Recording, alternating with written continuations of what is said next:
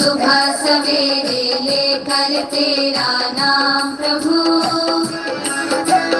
करते हैं हम शुरू आज का काम प्रभु। सुबह सवेरे लेकर तेरा नाम प्रभु, करते हैं हम शुरू आज का काम प्रभु। करते हैं हम शुरू आज का काम प्रभु।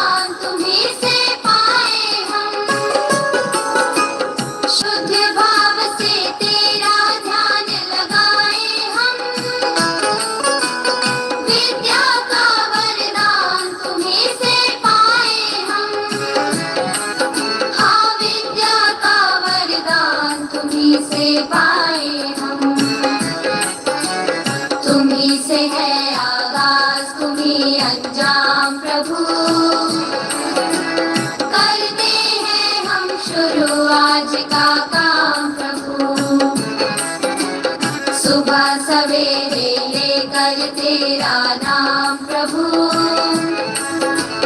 करते हैं हम शुरू आज का काम प्रभु।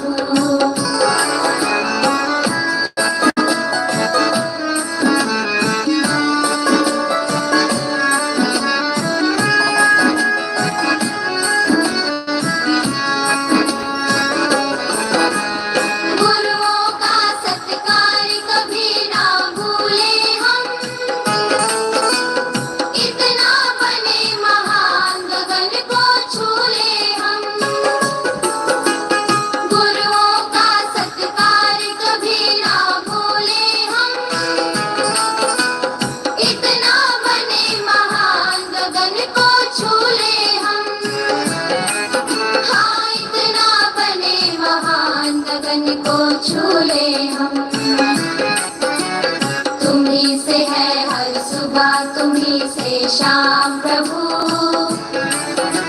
करते हैं हम शुरू आज का काम प्रभु।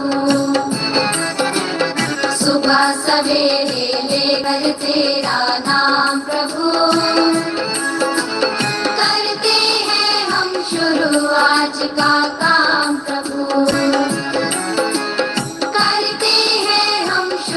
आज का काम प्रभु, करते हैं हम शुरू आज का काम प्रभु।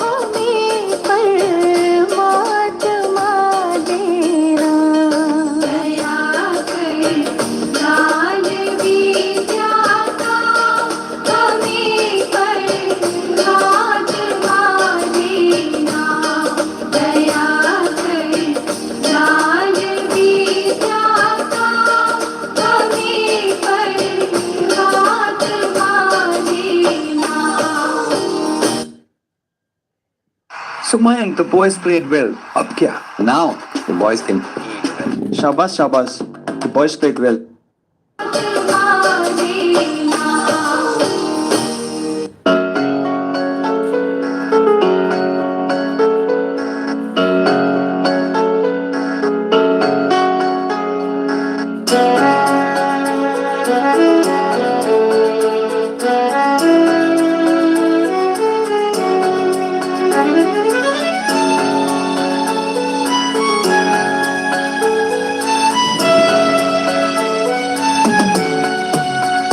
तेरी पनाह में हमें रखना, सीखे हमने एक राह पर चलना।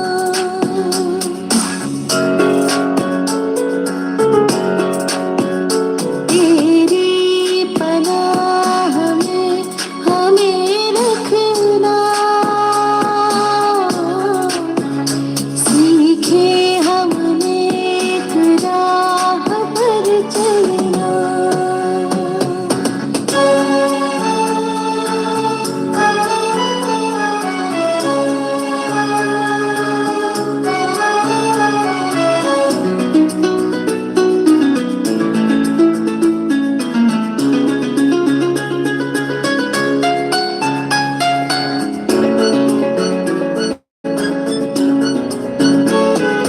कपट कर्म चोरी बेईमानी और हिंसा से हमको बचाना।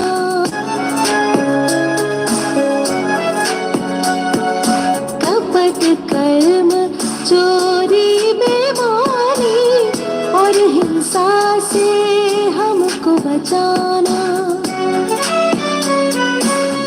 नाले का बन जाओ न पानी, नाले का बन जाओ न पानी, निर्मल गंगा जल ही बनाना। अपनी निगाह में हमें रखना, सीखे हमने एक राह पर चलना। तेरी पनाह में हमें रखना, सीखे हमने एक राह पर चलना।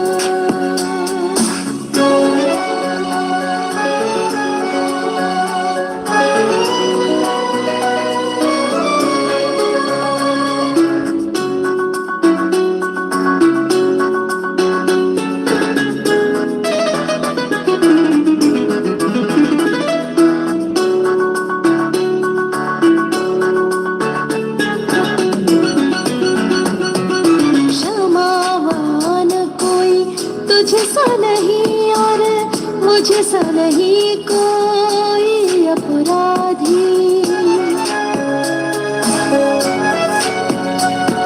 क्षमावान कोई तुझसा नहीं और मुझसा नहीं कोई अपराधी। पुण्य की नगरी में भी मैंने, पुण्य की नगरी में भी मैंने पापों की गठरी बांधी हो। करुणा की छाँव में हमें रखना,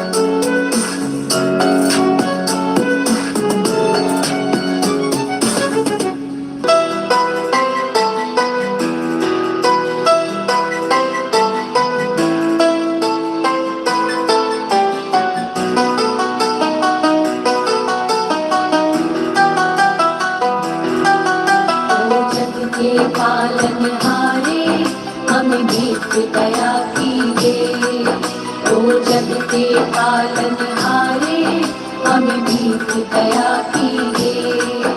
ओ दुनिया के रखवाले हमें भीख दया कीजिए। ओ जग के पालनहारे हमें भीख दया कीजिए। मनमोहना मनमोहना तुम जो भी दे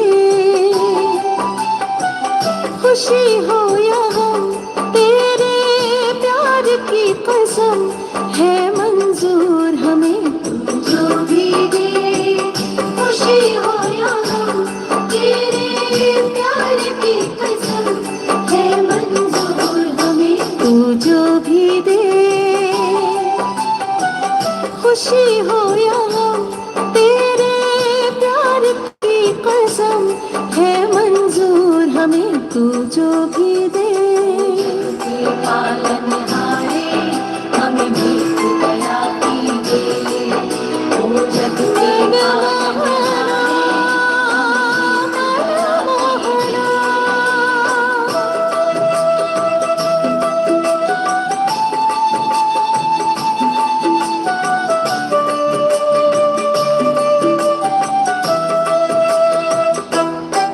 तेरे दर पे खड़े सर झुकाए हुए एक आशा का दीपक जलाए हुए। तेरे दर पे खड़े सर झुकाए हुए एक आशा का दीपक जलाए हुए। तुम जो भी दे खुशी हो या गम तेरे प्यार की कसम है मंजूर हमें। तू जो भी दे पालनहारे हमें भीख दया कीजिए। ओ जग के मनमोहना मनमोहना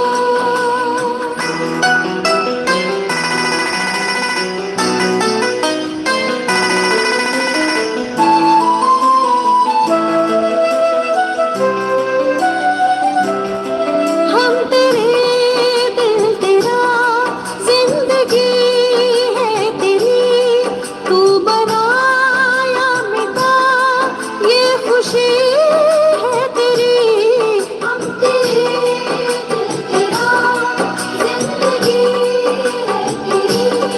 तू बनाया मिटा ये खुशी है तेरी। तू जो भी दे खुशी हो या गम तेरे प्यार की कसम है मंजूर हमें। तू जो भी दे जग के पालनहारे हमें भीख दया कीजिए। ओ जग के मनमोहना मनमोहना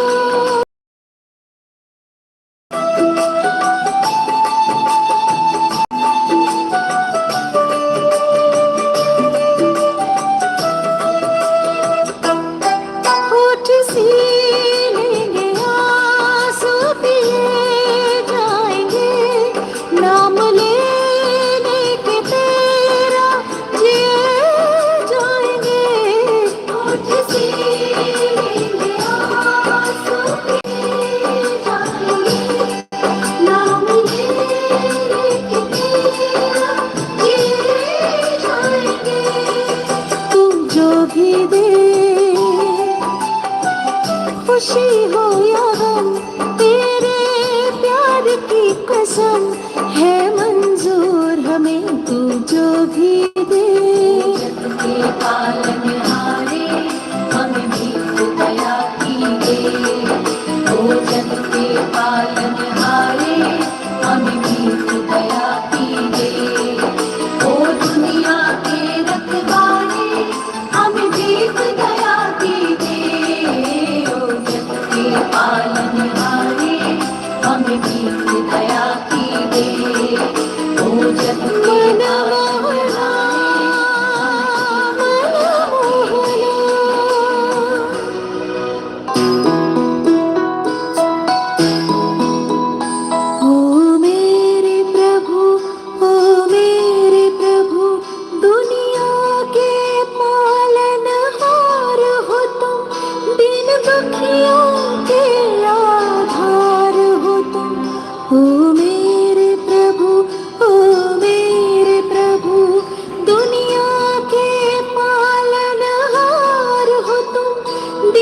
दुखियों के आधार हो तुम। ओ मेरे प्रभु, ओ मेरे प्रभु, दुनिया के पालनहार हो तुम, दीन दुखियों के आधार हो तुम। ओ मेरे प्रभु, ओ मेरे प्रभु।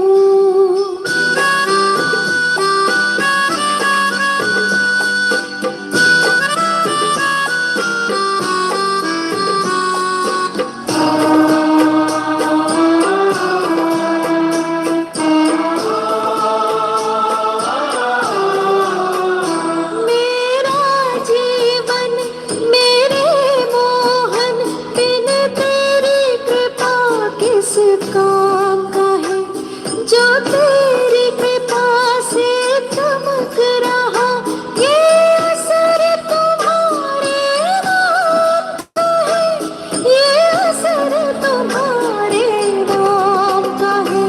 जीवन भर साथ रहे अपना, इस जीवन की पतवार हो तुम, दीन दुखियों के आधार हो तुम। ओ मेरे प्रभु, ओ मेरे प्रभु।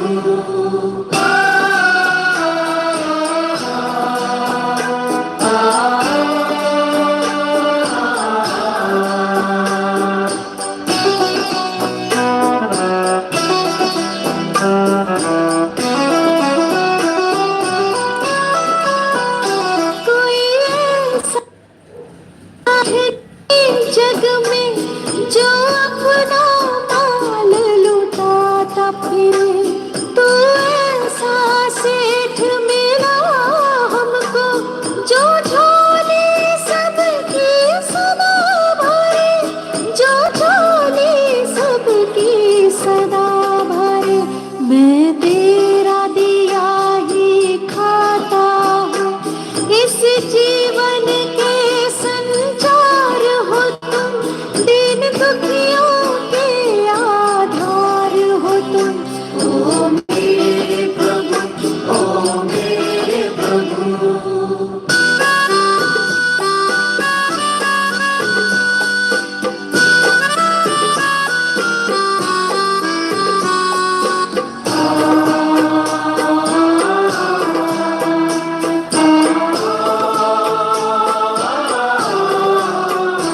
मेरे दिल के अरमानों को तुम पूरा करने वाले हो, है नाज हमें तुम पर कान्हा, दुख दर्द मिटाने वाले हो, दुख दर्द मिटाने वाले हो।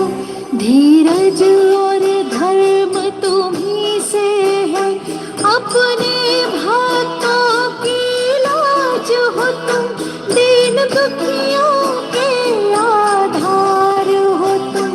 ओ मेरे प्रभु, ओ मेरे प्रभु।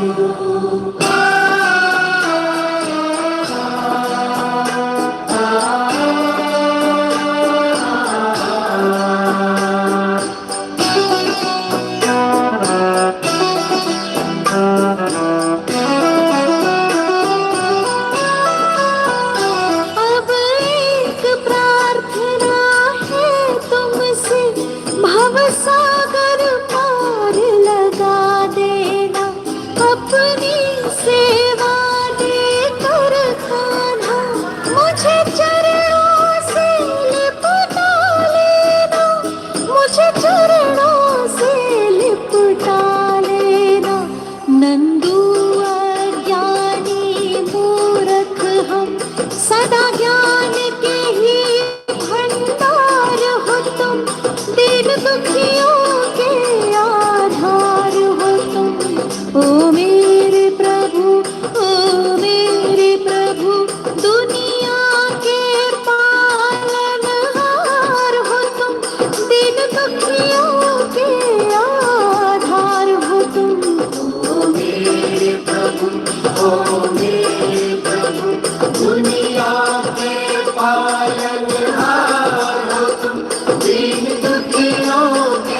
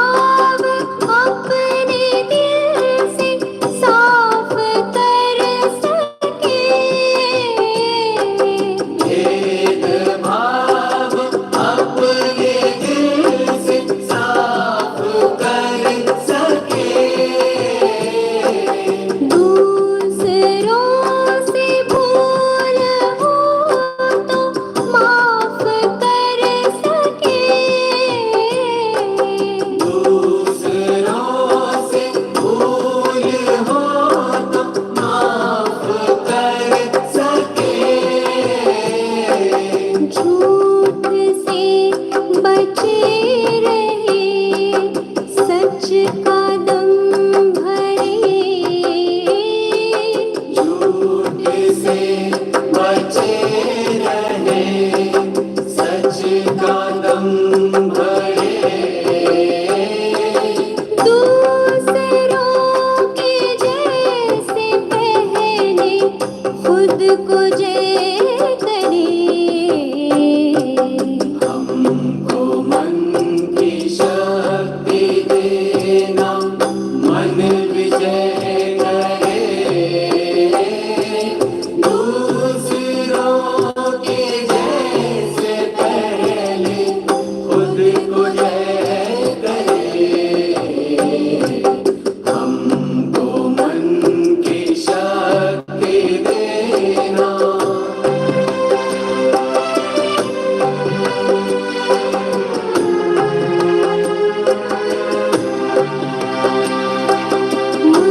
मुश्किलें पड़े तो हम पे इतना करम कर मुश्किलें पड़े तो हम पे इतना कर्म कर साथ दे तो धर्म का चले तो धर्म पर साथ दे जो धर्म का चले तो धर्म पर खुद पे हौसला रहे बदी से ना डरे खुद पे हौसला रहे बदी से ना डरे दूसरों के जैसे पहने खुद को जय करे हमको मन की शक्ति देना मन विजय करे दूसरों के जैसे पहले खुद को जय करे हमको मन की शक्ति देना जोर गर्मी घोर गर्मी I can't take no more गर्मी चिलचिलाती चिपचिपाती रूह जलाती खूब सताती हर ताबड़तोड़ गर्मी Introducing BPL.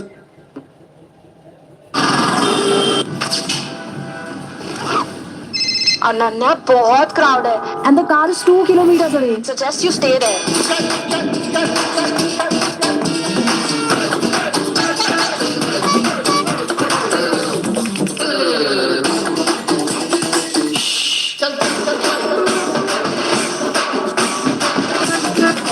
Where did she go?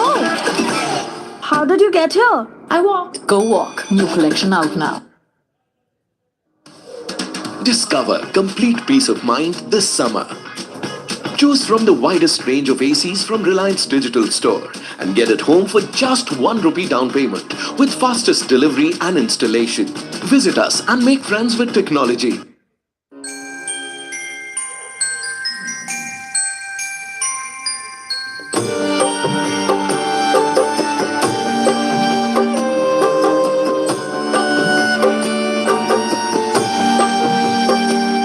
इतनी शक्ति हमें दे न दाता मन का विश्वास कमजोर होना इतनी शक्ति हमें दे न दाता मन का विश्वास कमजोर होना हम चले नेक रास्ते पे हमसे भूल कर भी कोई भूल होना इतनी शक्ति हमें दे न दाता मन का विश्वास कमजोर होना इतनी शक्ति हमें दे न दाता मन का विश्वास कमजोर होना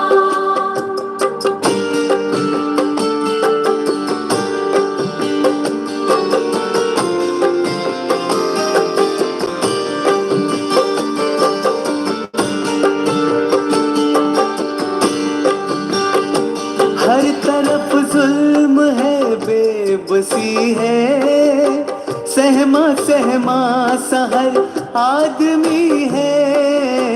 हर तरफ जुल्म है, बेबसी है, सहमा सहमा सा हर आदमी है। पाप का बोझ बढ़ता ही जाए, जाने कैसे ये धरती थमी है। बोझ ममता से तू ही उठा ले, तेरी रचना का ही अंत होगा। हम चले नेक रास्ते पे, हमसे भूल कर भी कोई भूल हो ना। इतनी शक्ति हमें दे न दाता, मन का विश्वास कमजोर होना। इतनी शक्ति हमें दे न दाता, मन का विश्वास कमजोर होना।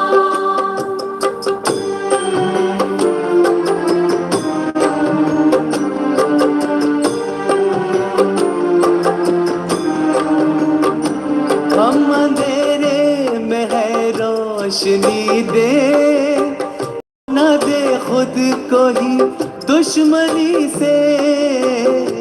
अंधेरे में है रोशनी दे, खो न दे खुद को ही दुश्मनी से।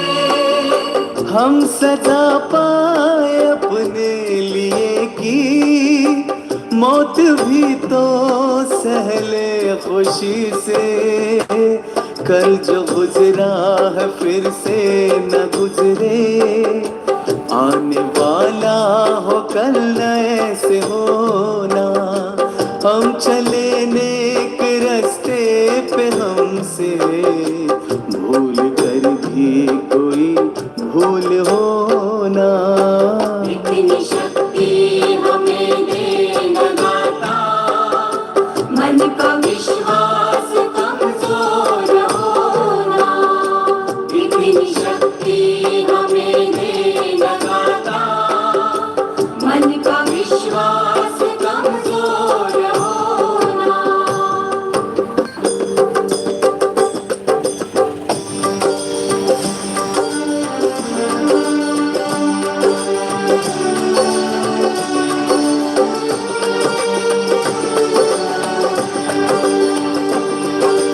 तुम्ही हो माता पिता, तुम्ही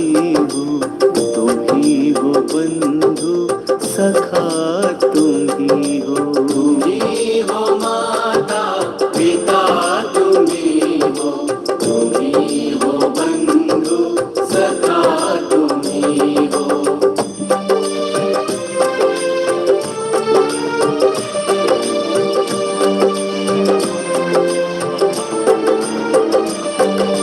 तुम्ही हो साथी, तुम्ही सहारे, कोई न अपना सिवा तुम्हारे। तुम्ही हो साथी, तुम्ही सहारे, कोई न अपना सिवा तुम्हारे। तुम्ही हो नैया, तुम्ही हो मैया, तुम्ही हो बंधु सखा, तुम्ही हो।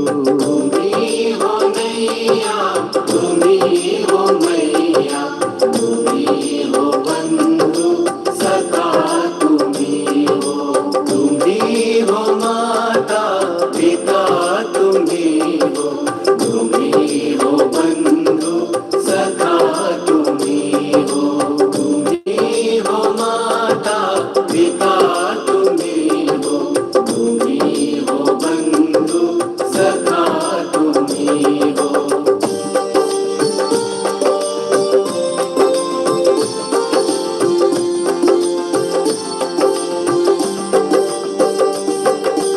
जो खिल सके ना वो फूल हम है, तुम्हारे चरणों की धूल हम है। जो खिल सके ना वो फूल हम है, तुम्हारे चरणों की धूल दृष्टि सदा ही रखना, तुम ही हो बंधु सखा तुम ही हो। दया की दृष्टि सदा ही रखना, तुम ही हो बंधु सखा तुम ही हो। तुम ही हो माता पिता तुम ही हो, तुम ही हो बंधु सखा तुम ही हो। तुम ही हो माता पिता तुम ही हो, तुम ही हो बंधु सखा तुम ही हो।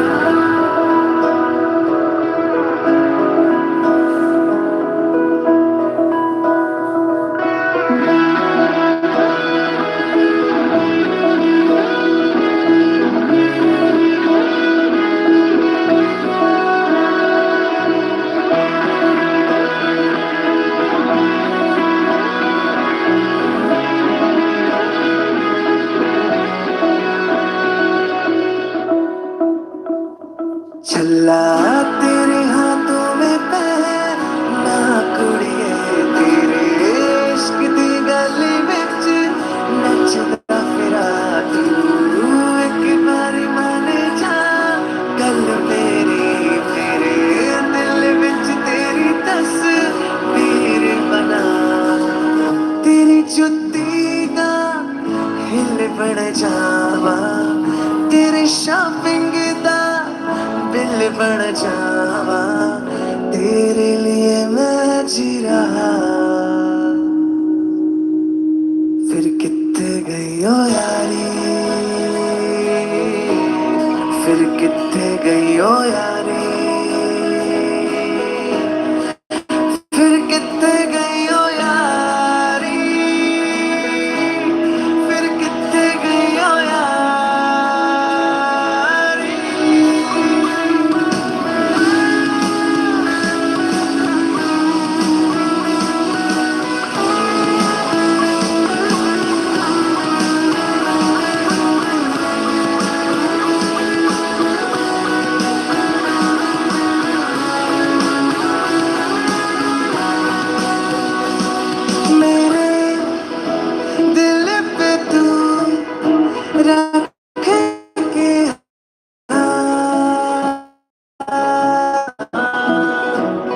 मेरी सांसों से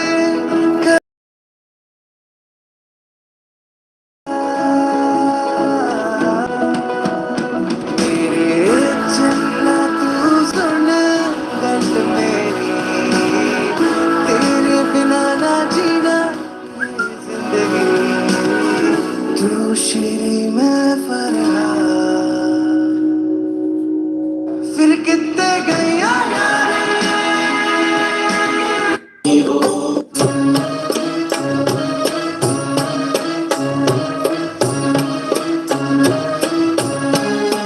जैसे सूरज की गर्मी से जलते हुए तन को मिल जाए तरवर की छाया।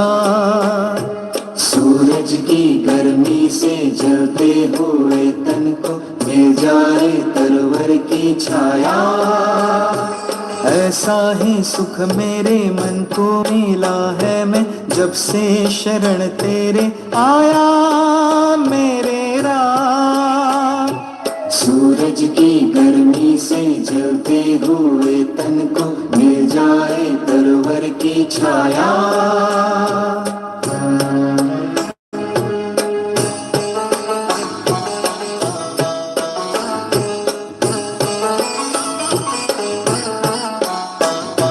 भटका हुआ मेरा मन था, कोई मिल ना रहा था सहारा।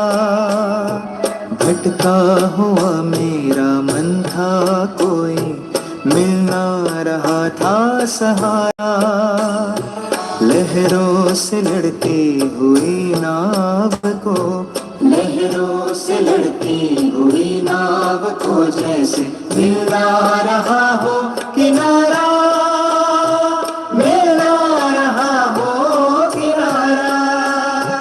उस लड़खड़ाती हुई नाव को जो किसी ने किनारा दिखाया, ऐसा ही सुख मेरे मन को मिला है मैं जब से शरण तेरे आया मेरे राम। सूरज की गर्मी से जलते हुए तन को मिल जाए तरवर की छाया।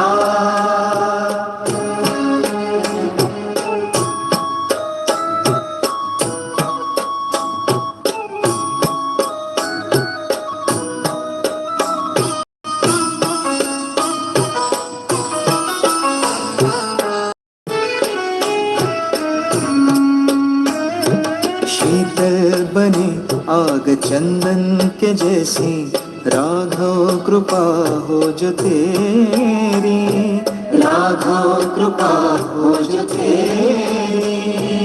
उजियाली पूनम की हो जाए रात जो अमावस अंधेरी, उजियाली पूनम की हो जाए रातें जो थी अमावस अंधेरी, जो थी अमावस अंधेरी।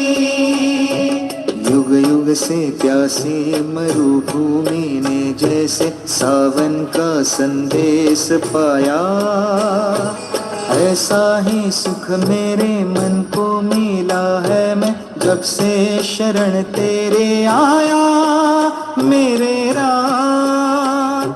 सूरज की गर्मी से जलते हुए तन को मिल जाए तरवर की छाया।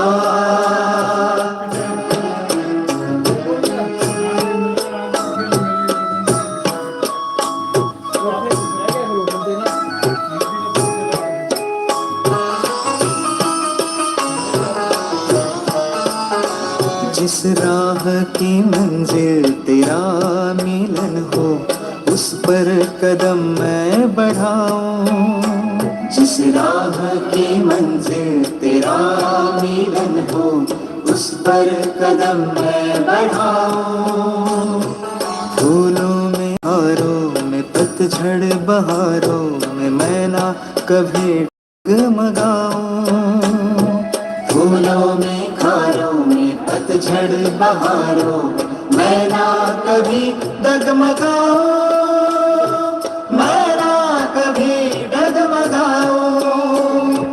पानी के प्यासे को तकदीर ने जैसे जी भर के अमृत पिलाया, ऐसा ही सुख मेरे मन को मिला है मैं से शरण तेरे आया मेरे राम। सूरज की गर्मी से जलते हुए तन को मिल जाए तरवर की छाया, सूरज की गर्मी से जलते हुए तन को मिल जाए तरवर की छाया, ऐसा ही सुख मेरे मन को मिला है मैं जब से शरण तेरे आया मेरे राम। सूरज की गर्मी से जलते हुए तन को मिल जाए तरवर की छाया।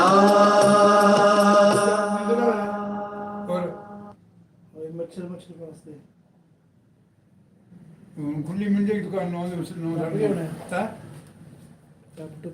हाँ देंगे ना, पूछ लो ना बुला के। चल मैं तो फिर पूछ ली तू कितने बजे जाने तो फोन कर दी होगी के बस। क्या नहा लिया क्यों? छोटू कम टाइम में ज्यादा काम कर लेगा। सुपरमैन है क्या? सुपरमैन का तो पता नहीं, पर सुपर पावर जरूर है हमारे चौधरी के पास। अब ये चौधरी कौन है? ओए चौधरी!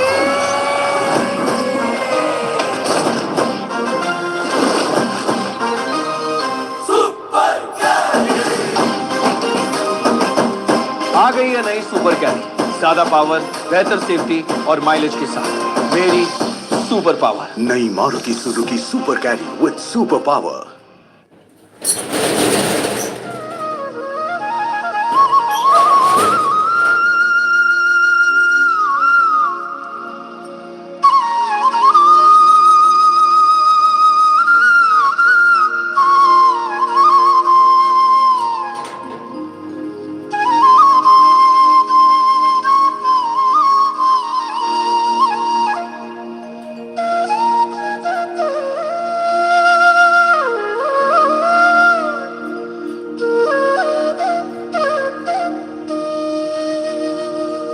जित बिठावे तित ही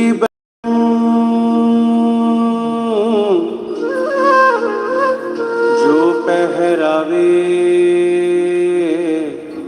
सोई सोई पहरूं। मेरी उनकी प्रीत पुरानी, बेचे तो बिक जाऊं।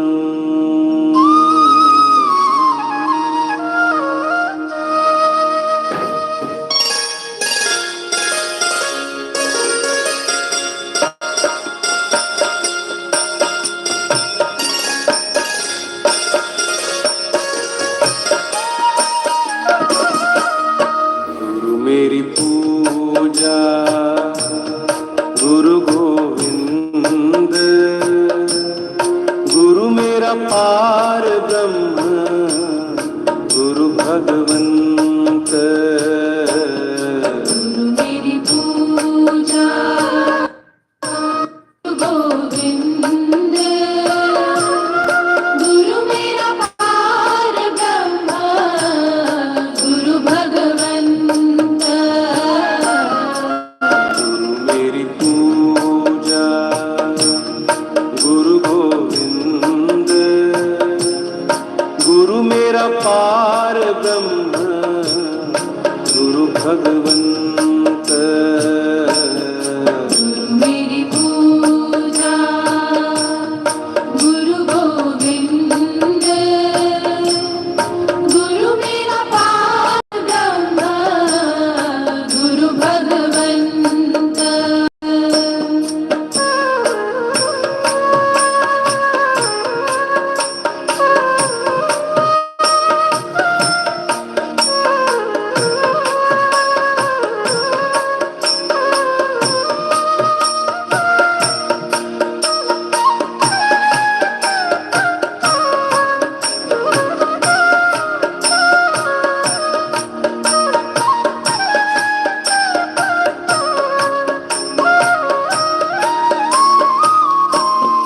गुरु मेरा देव अलख अभेव, गुरु मेरा देव अलख अभेव। सर्व पूज चरण गुरु सेव, सर्व पूज चरण गुरु सेव। गुरु मेरी पूजा गुरु गोविंद, गुरु मेरा पार ब्रह्म गुरु भगवंत। गुरु मेरी पूजा गुरु गोविंद, गुरु मेरा पार ब्रह्म गुरु भगवंत। गुरु का दर्शन देख देख जीवा, गुरु के चरण तोए तोए पीवा। गुरु बिन आवर नहीं मैं थाऊं, गुरु बिन आवर नहीं मैं थाऊं। अन दिन गुरु नाम अन दिन जपाऊं गुरु गुरु नाम। गुरु मेरी पूजा गुरु गोविंद गुरु मेरा पार ब्रह्म गुरु भगवंत गुरु मेरी पूजा गुरु गोविंद गुरु मेरा पार ब्रह्म गुरु भगवंत।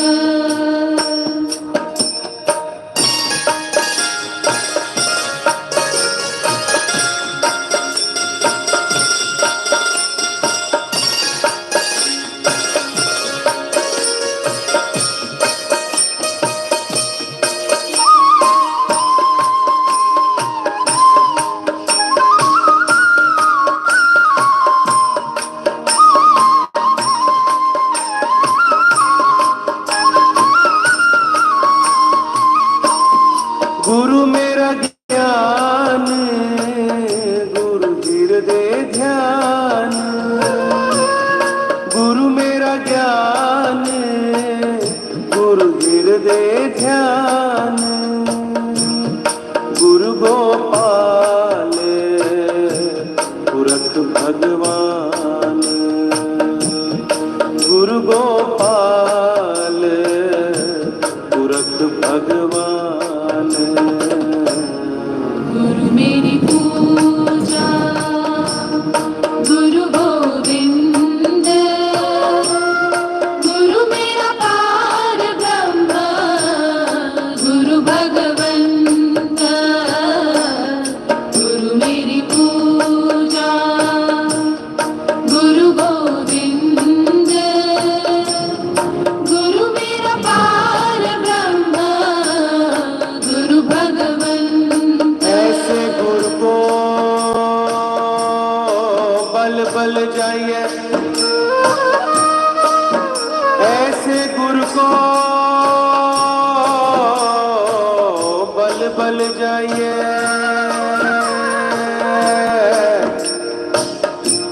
आप मुकट मोहे तारे गुरु की शरण रहो कर जो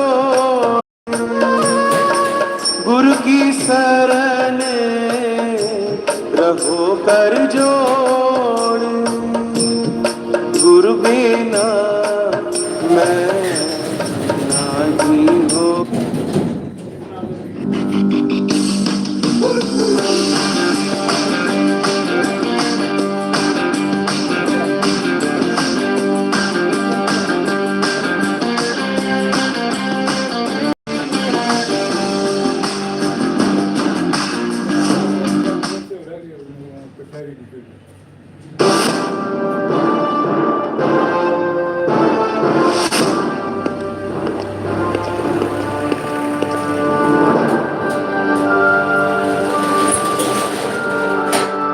रिसर्च और टेक्नोलॉजी, सालों के रिसर्च और टेक्नोलॉजी है तुम्हारे पास। हमारी रेंज की सारी खूबियां सालों के रिसर्च और टेक्नोलॉजी से आती हैं। आज से जब भी कोई तुमसे पूछे कि नहीं हो रे गुरु बिना मैं नहीं हो रे। गुरु मेरी पूजा गुरु गोविंद गुरु मेरा पार ब्रह्म गुरु भगवंत गुरु मेरी पूजा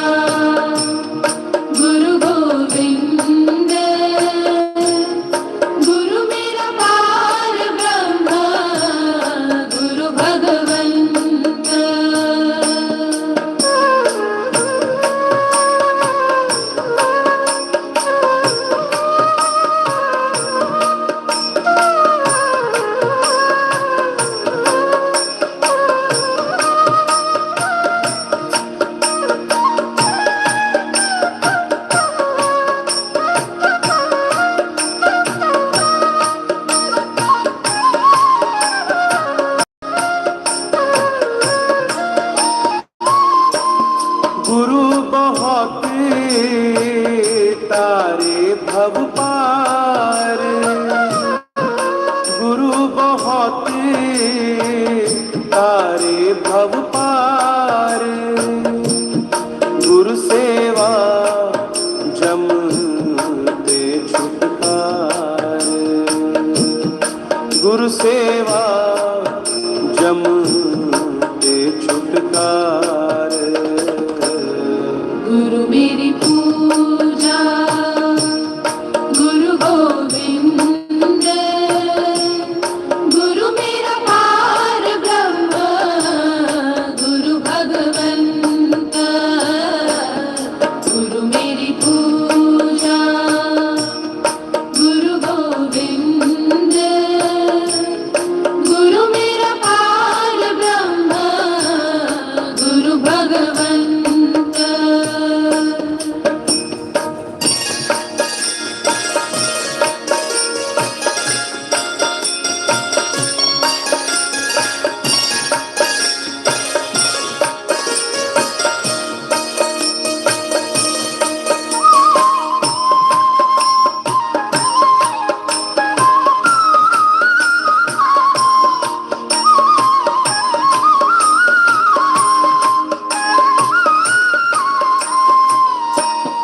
अंधकार में गुरु मंत्र उजारा,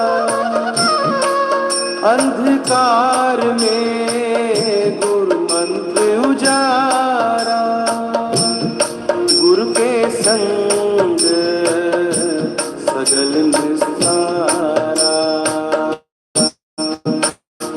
गुरु के संग सगल निस्तारा। गुरु मेरी पूजा गुरु गोविंद, गुरु मेरा पार ब्रह्म, गुरु भगवंत, गुरु मेरी पूजा गुरु गोविंद, गुरु मेरा पार ब्रह्म, गुरु भगवंत। नाम सोनी ना गुण पल्ले, मैं किस दा मान करे सा, चारों चुका मेरिया चिकड़ भरिया, मैं केड़ी केड़ी मल मल धोसा, एक साबन थोड़ा तो मैल धनेरी, मैं केड़े केड़े कपड़े धोसा, बुल्ले शाह मुर्शद जे मैं ना मिलियो, मैं बैठ किनारे रोसा, गुरपुरा पाइए बड़ भागी, गुरपुरा पाइए बड़ भागी, गुरु की सेवा दुख ना लागी, गुरु की सेवा दुख ना लागी। गुरु मेरी पूजा गुरु गोविंद, गुरु मेरा पार ब्रह्म, गुरु भगवंत, गुरु मेरी पूजा गुरु गोविंद, गुरु मेरा पार ब्रह्म,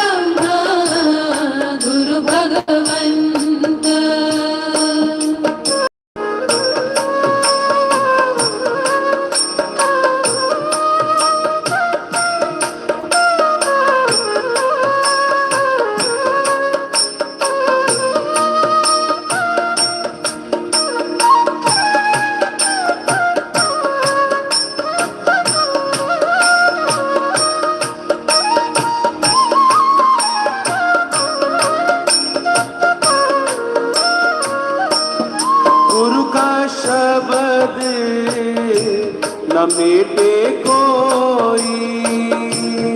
गुरु का शब्द न मिटे कोई। गुरु का शब्द न मिटे कोई। गुरु का शब्द न मिटे कोई। गुरु नानक नानक हर सोई। गुरु नानक नानक हर सोई। गुरु नानक नानक हर सोई। गुरु नानक नानक हर सोई। गुरु मेरी पूजा गुरु गोविंद। गुरु मेरा पार ब्रह्म गुरु भगवंत। गुरु मेरी पूजा गुरु गोविंद। गुरु मेरा पार ब्रह्म गुरु भगवंत।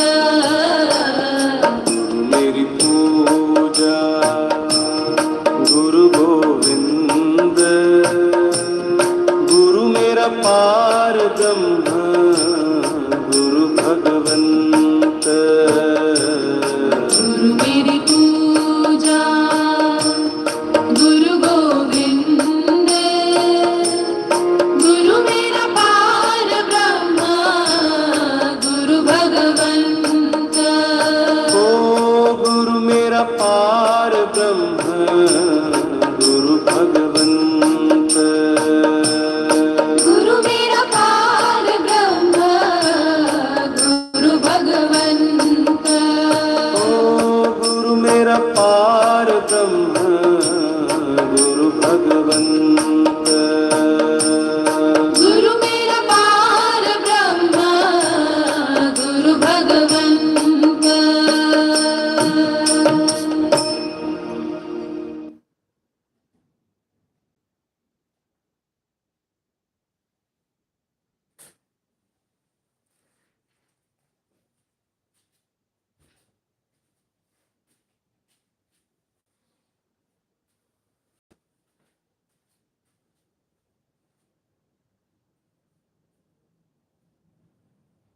यावर रामचंद्र की जय।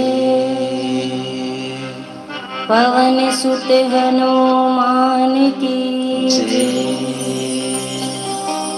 श्री सद्गुरुदेव भगवान की जय। भूत भावन भोलेनाथ की जय। श्री अयोध्या धाम की जय। परम पावनी मैया सरयू की जय। श्री राम कथा ज्ञान यज्ञ की जय।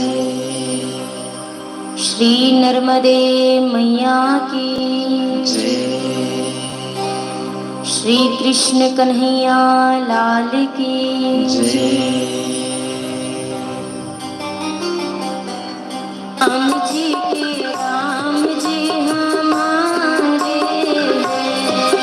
हम राम जी के राम जी हमारे हैं। हम राम जी के राम जी हमारे हैं। हम राम जी राम जी हमारे हैं। हम राम जी के राम जी हमारे हैं। हम राम जी राम जी हमारे हैं। हम राम जी के राम जी हमारे हैं। हम राम जी के राम जी हमारे हैं।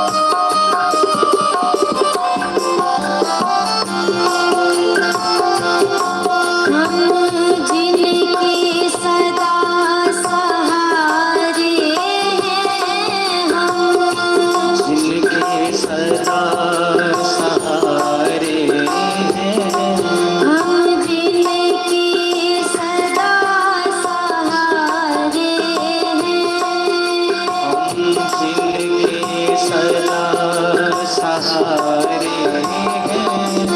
हम राम जी के राम जी हमारे हैं। हम राम जी के राम जी हमारे हैं।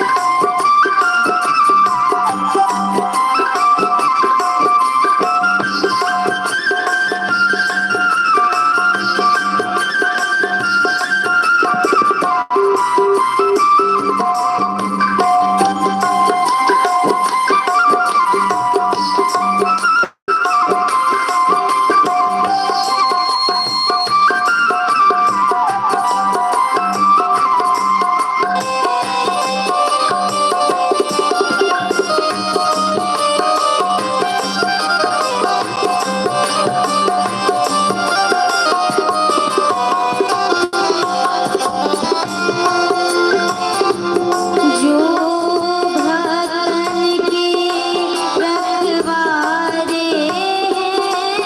जो भगतन के रखवारे हैं। जो भक्तन के रखवारे हैं। जो भगतन के रखवारे हैं। हम राम जी के राम जी हमारे हैं।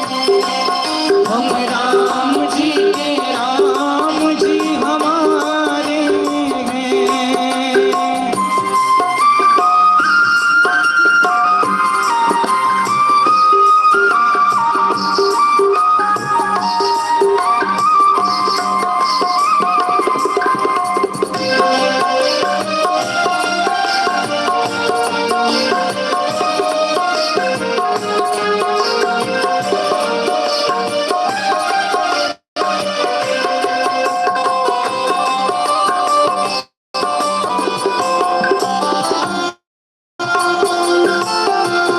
जो लाखों पतित को तारे हैं। जो लाखों पतित को तारे हैं। जो लाखों पतित को तारे हैं। जो लाखों पतित को तारे हैं। हम राम जी के राम जी हमारे हैं।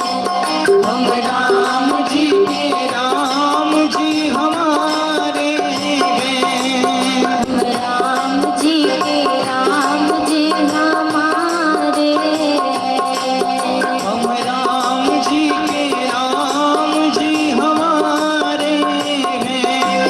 हम राम जी के राम जी हमारे हैं।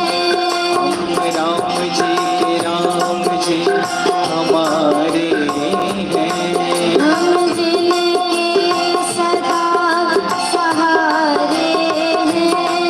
हम जिनके सदा सहारे हैं। जो भक्तन के रखवारे हैं। भक्तन के रखवारे हैं। जो लाखों पतित को तारे हैं। जो लाखों पतित को तारे हैं। जो सबके प्राण आधारे हैं। जो सबके प्राण आधारे हैं। जो मेरे नैनों के तारे हैं। जो मेरे नैनों के तारे हैं। हम राम जी के राम जी हमारे हैं। हम राम जी के राम जी हमारे हैं। राम जी के राम जी हमारे हैं।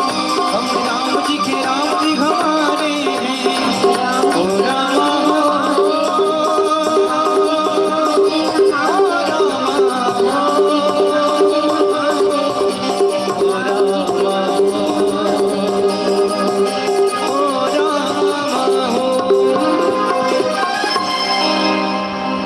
बोलिए सियावर रामचंद्र के पवन सुत। कल हमने अपने यहाँ पर प्रभु के विवाह उत्सव का अत्यंत रम्य आनंद लिया। पूरे मनोभाव के सहित सामर्थ्यानुसार हम सब ने मिलजुल कर प्रभु की बारात का विवाह उत्सव का आनंद लिया।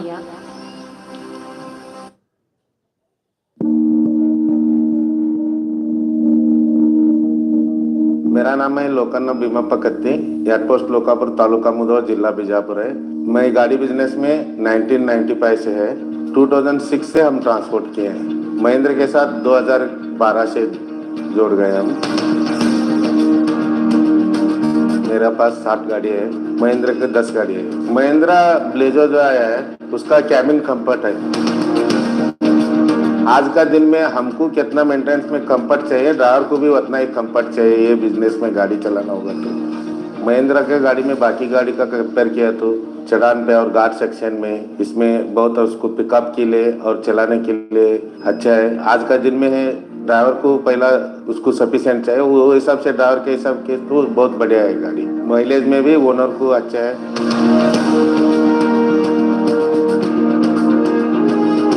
हमारा गाड़ी इधर से पुणे, मुंबई चलता है, मंगलूर चलता है और JSW बಳ್ಳारी में चलता है। अच्छा एवरेज मिलता तो सही से ट्रिप हो गया, फैक्ट्री में सही से लोड हो गया तो महीने में 1,20,000 से 40,000 तक बच। ड्राइवर गलत रास्ता से जाता है, वो उसका कौन सा गियर में चल रहा है, रब चल रहा है क्या, सही से चल रहा है, कौन सा मोड में चल रहा है, वो तो कॉमन हमको मालूम हो ही जाता है। बाकी का मेंटेनेंस में उसका कुछ तकलीफ हो, पाइप कट हो गया और सर्विस में आ गया, कुछ प्रॉब्लम इंजन में प्रॉब्लम आ गया तो ऑटोमेटिक हमको मैसेज आ जाता। महिंद्रा का हमारा सर्विस कर्नाटक ग्रोह से अच्छा सर्विस मिल रहा है। महिंद्रा का स्पेयर पार्ट जो है इधर से हमको बेलगाम 100 किलोमीटर है। अगर हमको जाना नहीं हुआ तो भी 3 घंटे में हमको पहुंचाता है वो स्पेयर सा। सभी पेयर्स कभी कभी एक स्पेयर बड़ा होगा तो अवेलेबल उसके पास भी नहीं। कंपनी और थोड़ा स्पेयर्स में थोड़ा सप्लाई, मेन चीज़ जो रहता है रनिंग आइटम में ज़्यादा सप्लाई करना चाहिए। 100 लोगों को हम रिकमेंड किया है। गाड़ी अच्छा है, पिकअप के लिए अच्छा है और उसका माइलेज अच्छा है और सर्विस अच्छा मिल रहा है हमको। हर टाइम पे कभी भी में तकलीफ हो गए तो मेंटेनेंस अच्छा करके देता है और गाड़ी का मेंटेनेंस दूसरे का कंपेयर किया तो इसका मेंटेनेंस कम है।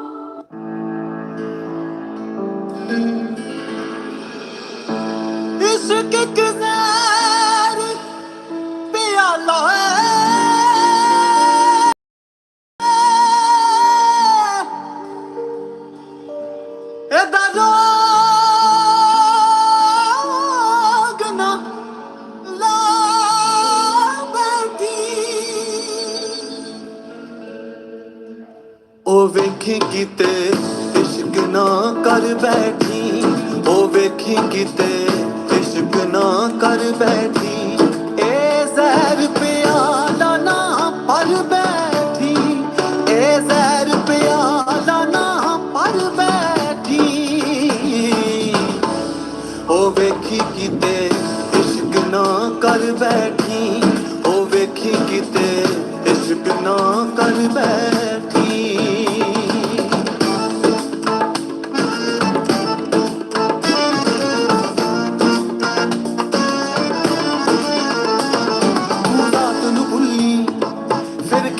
खेडी तू रात नू भुल्ली फिर खेड़े खेडी तेनू कीड़े खासन शाशंस नू वेखी, तेनू कीड़े खासन शाशंस नू वेखी, तू डुब दे डुब दे डुब जाना, तू डुब दे डुब दे डुब जाना, सस्सी वांग चनावा तू ना छेड़ी, ओ वेखी किते इश्क ना कर बैठी, ओ वेखी किते इश्क ना कर बैठी।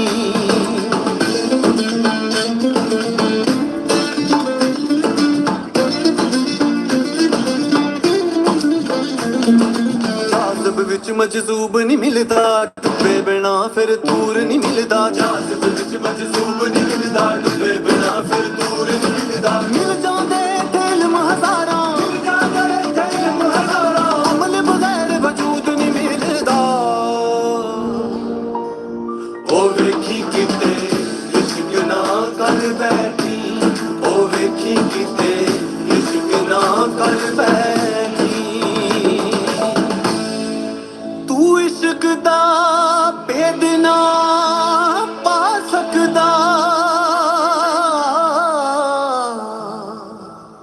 ਇਹ ਸੂਲੀ ਤੇ ਲਟਕਾ ਦੇਂਦਾ, ਅਨਲ ਹੱਕ ਦੀਏ ਸਜ਼ਾ ਦੇਂਦਾ। ਦੇ ਦੇਵੇ ਫਲ ਹੋਵੇ ਮੁਸ਼ਕਿਲ ਕੁਸ਼ਾ, ਮਨ ਗੁਲ ਤੋਂ ਮੌਲਾ ਅਲੀ ਮੌਲਾ, ਮੌਲਾ ਅਲੀ ਮੌਲਾ, ਮੌਲਾ ਅਲੀ ਮੌਲਾ, ਅਲੀ ਮੌਲਾ, ਮੌਲਾ ਅਲੀ ਮੌਲਾ। ਕਦੀ ਸਮੁੰਦਰਾਂ ਵਿੱਚੋਂ ਇਹ ਲਾ ਦੇਂਦਾ, ਕਦੀ ਵਿੱਚ ਚਨਾਵਾਂ ਡੁਬਾ ਦੇਂਦਾ। ਉਹ ਚਾਵੇ ਤੇ ਗੱਲ ਬਾਤ ਕਰੇ, ਨਹੀਂ ਤੇ ਦੂਰ ਨੂੰ ਵੀ ਅੱਖ ਲਾ ਦੇਂਦਾ। ਉਹ ਵੇਖੀ ਕਿਤੇ ਇਸ਼ਕ ਨਾ ਕਰ ਬੈਠੀ, ਉਹ ਵੇਖੀ ਕਿਤੇ ਇਸ਼ਕ ਨਾ ਕਰ ਬੈਠੀ। ਜੇ ਖੋਣ ਤੇ ਆਵੇ ਤੇ ਡਾਡਾ ਡਾਕੂ, ਕਦੀ ਅੱਖਾਂ ਦਾ ਨੂਰ ਏ ਖੋ ਲੈਂਦਾ, ਕਦੀ ਖੂਹਾਂ ਅੰਦਰ ਏ ਮੋਹ ਲੈਂਦਾ। ਅੱਗਾਂ ਉੱਤੇ ਕਦੀ ਏ ਡੋਲਦਾ ਏ, ਕਦੀ ਜੰਗਲਾਂ ਪਾਸੇ ਮੋੜ ਲੈਂਦਾ। ਦਿਲ ਦੇ ਟੋਟੇ ਛੁਰੀਆਂ ਥੱਲੇ ਬੁੱਧ ਯੂਸਫ ਜੇ ਵੀ ਖੋ ਲੈਂਦਾ। ਕਦੀ ਕਰਬਲ ਤੇ ਰਵਾ ਦੇਂਦਾ। ਜਦੋਂ ਮਿਲਣ ਦੀ ਚਾਹ ਉਹਨੂੰ ਆਵੇ, ਜਦੋਂ ਮਿਲਣ ਦੀ ਚਾਹ ਉਹਨੂੰ ਆਵੇ, ਉਸੇ ਰਾਤ ਮੇਰਾਜ ਕਰਾ ਦੇਂਦਾ। ਉਹ ਵੇਖੀ ਕਿਤੇ ਇਸ਼ਕ ਨਾ ਕਰ ਬੈਠੀ, ਉਹ ਵੇਖੀ ਕਿਤੇ ਇਸ਼ਕ ਨਾ ਕਰ ਬੈਠੀ। ਇਹ ਜ਼ਹਿਰ ਪਿਆਲਾ ਨਾ ਭਰ ਬੈਠੀ, ਇਹ ਜ਼ਹਿਰ ਪਿਆਲਾ ਨਾ ਭਰ ਬੈਠੀ। ਉਹ ਵੇਖੀ ਕਿਤੇ ਇਸ਼ਕ ਨਾ ਕਰ ਬੈਠੀ, ਉਹ ਵੇਖੀ ਕਿਤੇ ਇਸ਼ਕ ਨਾ ਕਰ ਬੈਠੀ। ਉਹ ਵੇਖੀ ਕਿਤੇ ਇਸ਼ਕ ਨਾ ਕਰ ਬੈਠੀ, ਉਹ ਵੇਖੀ ਕਿਤੇ ਇਸ਼ਕ ਨਾ ਕਰ ਬੈਠੀ।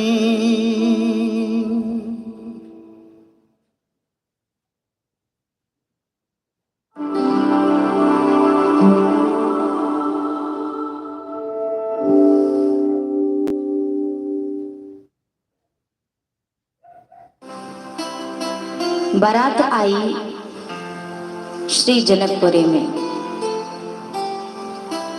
जनकपुर में जब बारात पहुंची है, समस्त मिथिलापुरवासी राम जी को देखते ही सबके मन में जो सखियां थीं, उनके मन में पहला भाव यही उठा था। जब झरोखों से देख रही थी, पहला भाव ये उठा कि कितना अच्छा होता कि इन्हीं से हमारी किशोरी जी का विवाह हो जाता, तो कितना अच्छा होता। तो दूसरी सखी ने कहा कि हो तो जाए, लेकिन पहले ये तो सोचो कि जनक जी ने धनुष तोड़ने वाली प्रतिज्ञा रखी है। जो धनुष नहीं तोड़ पाएगा, धनुष उठा ही नहीं पाएगा, उससे विवाह कैसे होगा। तीसरी सखी ने कहा कि वो सब तो ठीक है, पर क्या जनक जी अपने प्रण से पीछे हटेंगे। चौथी सखी कहने लगी, अरे इतने सुंदर ये हैं और जब इतना योग्य वर मिल रहा है तो जनक जी को तो अपना प्रण वड़ एक तरफ छोड़ देना चाहिए और विवाह करा देना चाहिए बिना कुछ सोचे समझे। छठवीं सखी कहने लगी, अरे जनक जी हमारे ऐसे नहीं हैं, कुछ भी हो जाए वो अपने प्रण से पीछे नहीं हटेंगे। सातवीं सखी ने कहा पर ये शंका तो इस बात की है कि देखो ये कितने कोमल हैं, इनसे धनुष उठेगा क्या? बोली सातवीं सखी राम को देखकर रच दिए हैं विधाता ने जोड़ी सुघर, पर धनुष कैसे तोड़ेंगे वारे कुंवर। जोड़ी तो सुंदर है, बड़े प्यारे हैं, पर ये तो सोचो इतने कोमल कोमल हाथों से उतना कठोर धनुष ये उठा पाएंगे क्या? तो इसी में आठवीं सखी थी, उसने कहा, बोली आठवीं सखी राम को देखकर, सुनो ये ना बस देखने में छोटे हैं पर चमत्कार इनका नहीं जानती। एक ही बाण में ताड़िका राक्षसी उठ सकी ना पड़ी की पड़ी रह गई। इनके चमत्कार से वाकिफ नहीं हो। एक ही बाण मारा था ताड़िका को और एक बार जो गिरी सो फिर वो उठ ना पाई। तो इनकी आयु पर मत जाओ, ये कर सकते हैं। ये सब चर्चा तो कब से हो रही है, जब से राम जी जनकपुरी में पहुंचे हैं और जब धनुष भंग हुआ। अब तो मानो जैसे जीवन भर आप कुछ मांगते रहो एकाएक मिल जाए तो कितनी खुशी होती है। पूरे मिथिलापुर वासियों की मुराद पूरी हो गई। अभी तक तो बस सोचती थी कि यदि हमारी किशोरी जी से इनका विवाह हो जाएगा तो ससुराल के नाते ये आते जाते रहेंगे, और जब ये आते जाते रहेंगे तो हम भी इनको देखते रहेंगे, इनका दर्शन पाते रहेंगे। अब तो विवाह हो गया, अब तो बारात आ गई, बढ़िया सुंदर वह मणिमय मंडप है। जनक जी के भाग्य की बड़ाई आज कौन करे। स्वयं भक्ति और भगवान आज एक साथ जनक जी के आंगन में बैठे हुए हैं। क्या सौभाग्य है मिथिलेश राज का। श्री जनक जी महाराज, मणिमय मंडप है। कन्यादान की बेला जब आती है, हमारे यहाँ रिवाज है कन्यादान किया जाता है। बाबा जनक ने मैया जानकी का कन्यादान किया। कैसे? हिमवंत जिम गिरिजा महेश ही हरि ही श्री सागर दई, तिमि जनक राम ही सिय समर्पी विश्व कल की रति नहीं।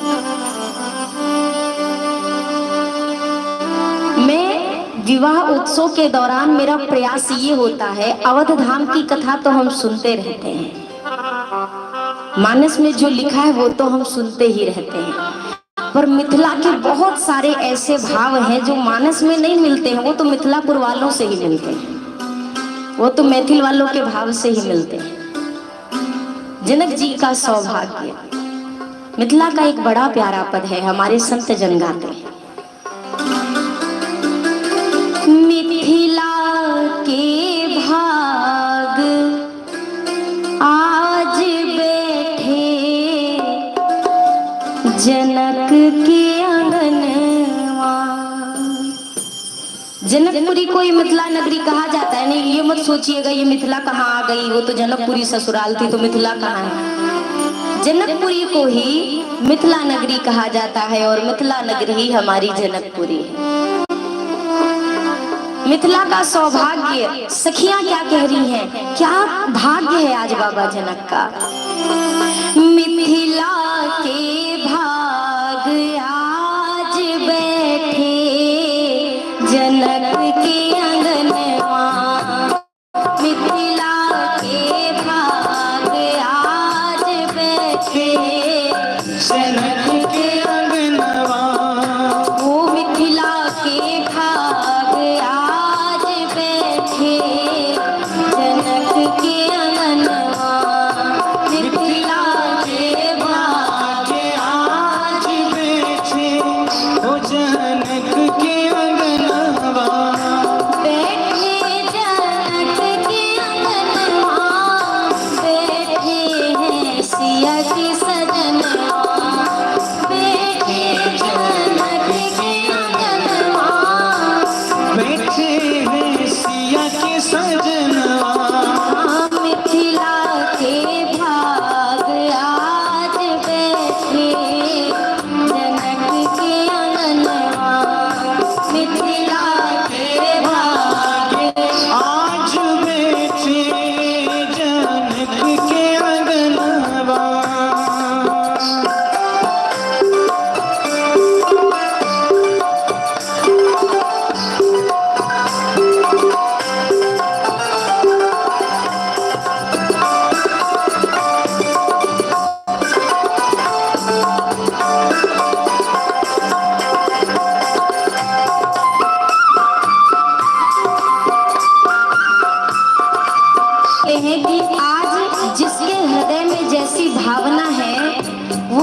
उस भावना के अनुरूप ठाकुर जी को देख रहा है।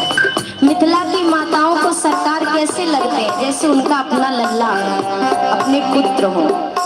मिथिला में जो सखा है, जो सखा भाव रखते हैं ठाकुर जी, उनको उनके मित्र की तरह दिखाई दे रहे हैं। आज इस प्रसंग में, इस भजन में कहा जा रहा है, ये मंडप में कौन बैठा है। उस विवाह उत्सव में बहुत भक्त आए हैं, रसिक जन आए हैं, भोले बाबा भी आए हैं, लेकिन सबका अपना अलग अलग भाव है। कौन बैठा है? संत कहते हैं तपस्विन के त्याग बैठे, संतन अनुराग बैठे, तपस्विन के त्याग बैठे,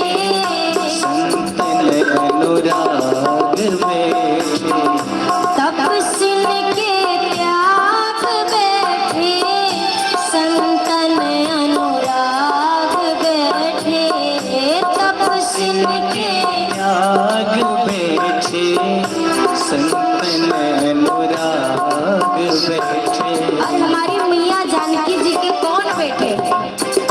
हाँ, सिया जू के सुहाग आज बैठे, जनक के अंगनवा, सिया जू के सुहाग आज बैठे, जनक के अंगनवा, मिथिला के भाग आज बैठे, जनक के अंगनवा, मिथिला के भाग आज बैठे, जनक के अंगनवा।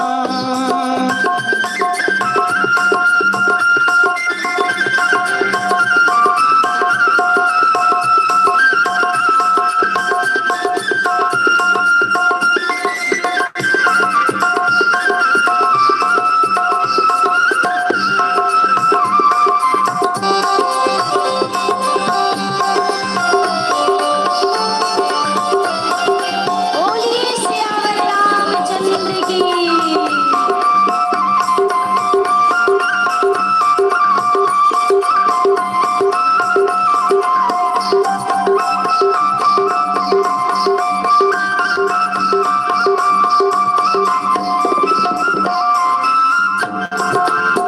भोले बाबा से पूछा गया, सरकार आपके कौन बैठे हैं? तो भोले बाबा के तो ध्यान में बस वो रहते हैं 24 घंटे। यदि कोई भोले बाबा के मन मस्तिष्क हृदय में है तो वो केवल ठाकुर जी।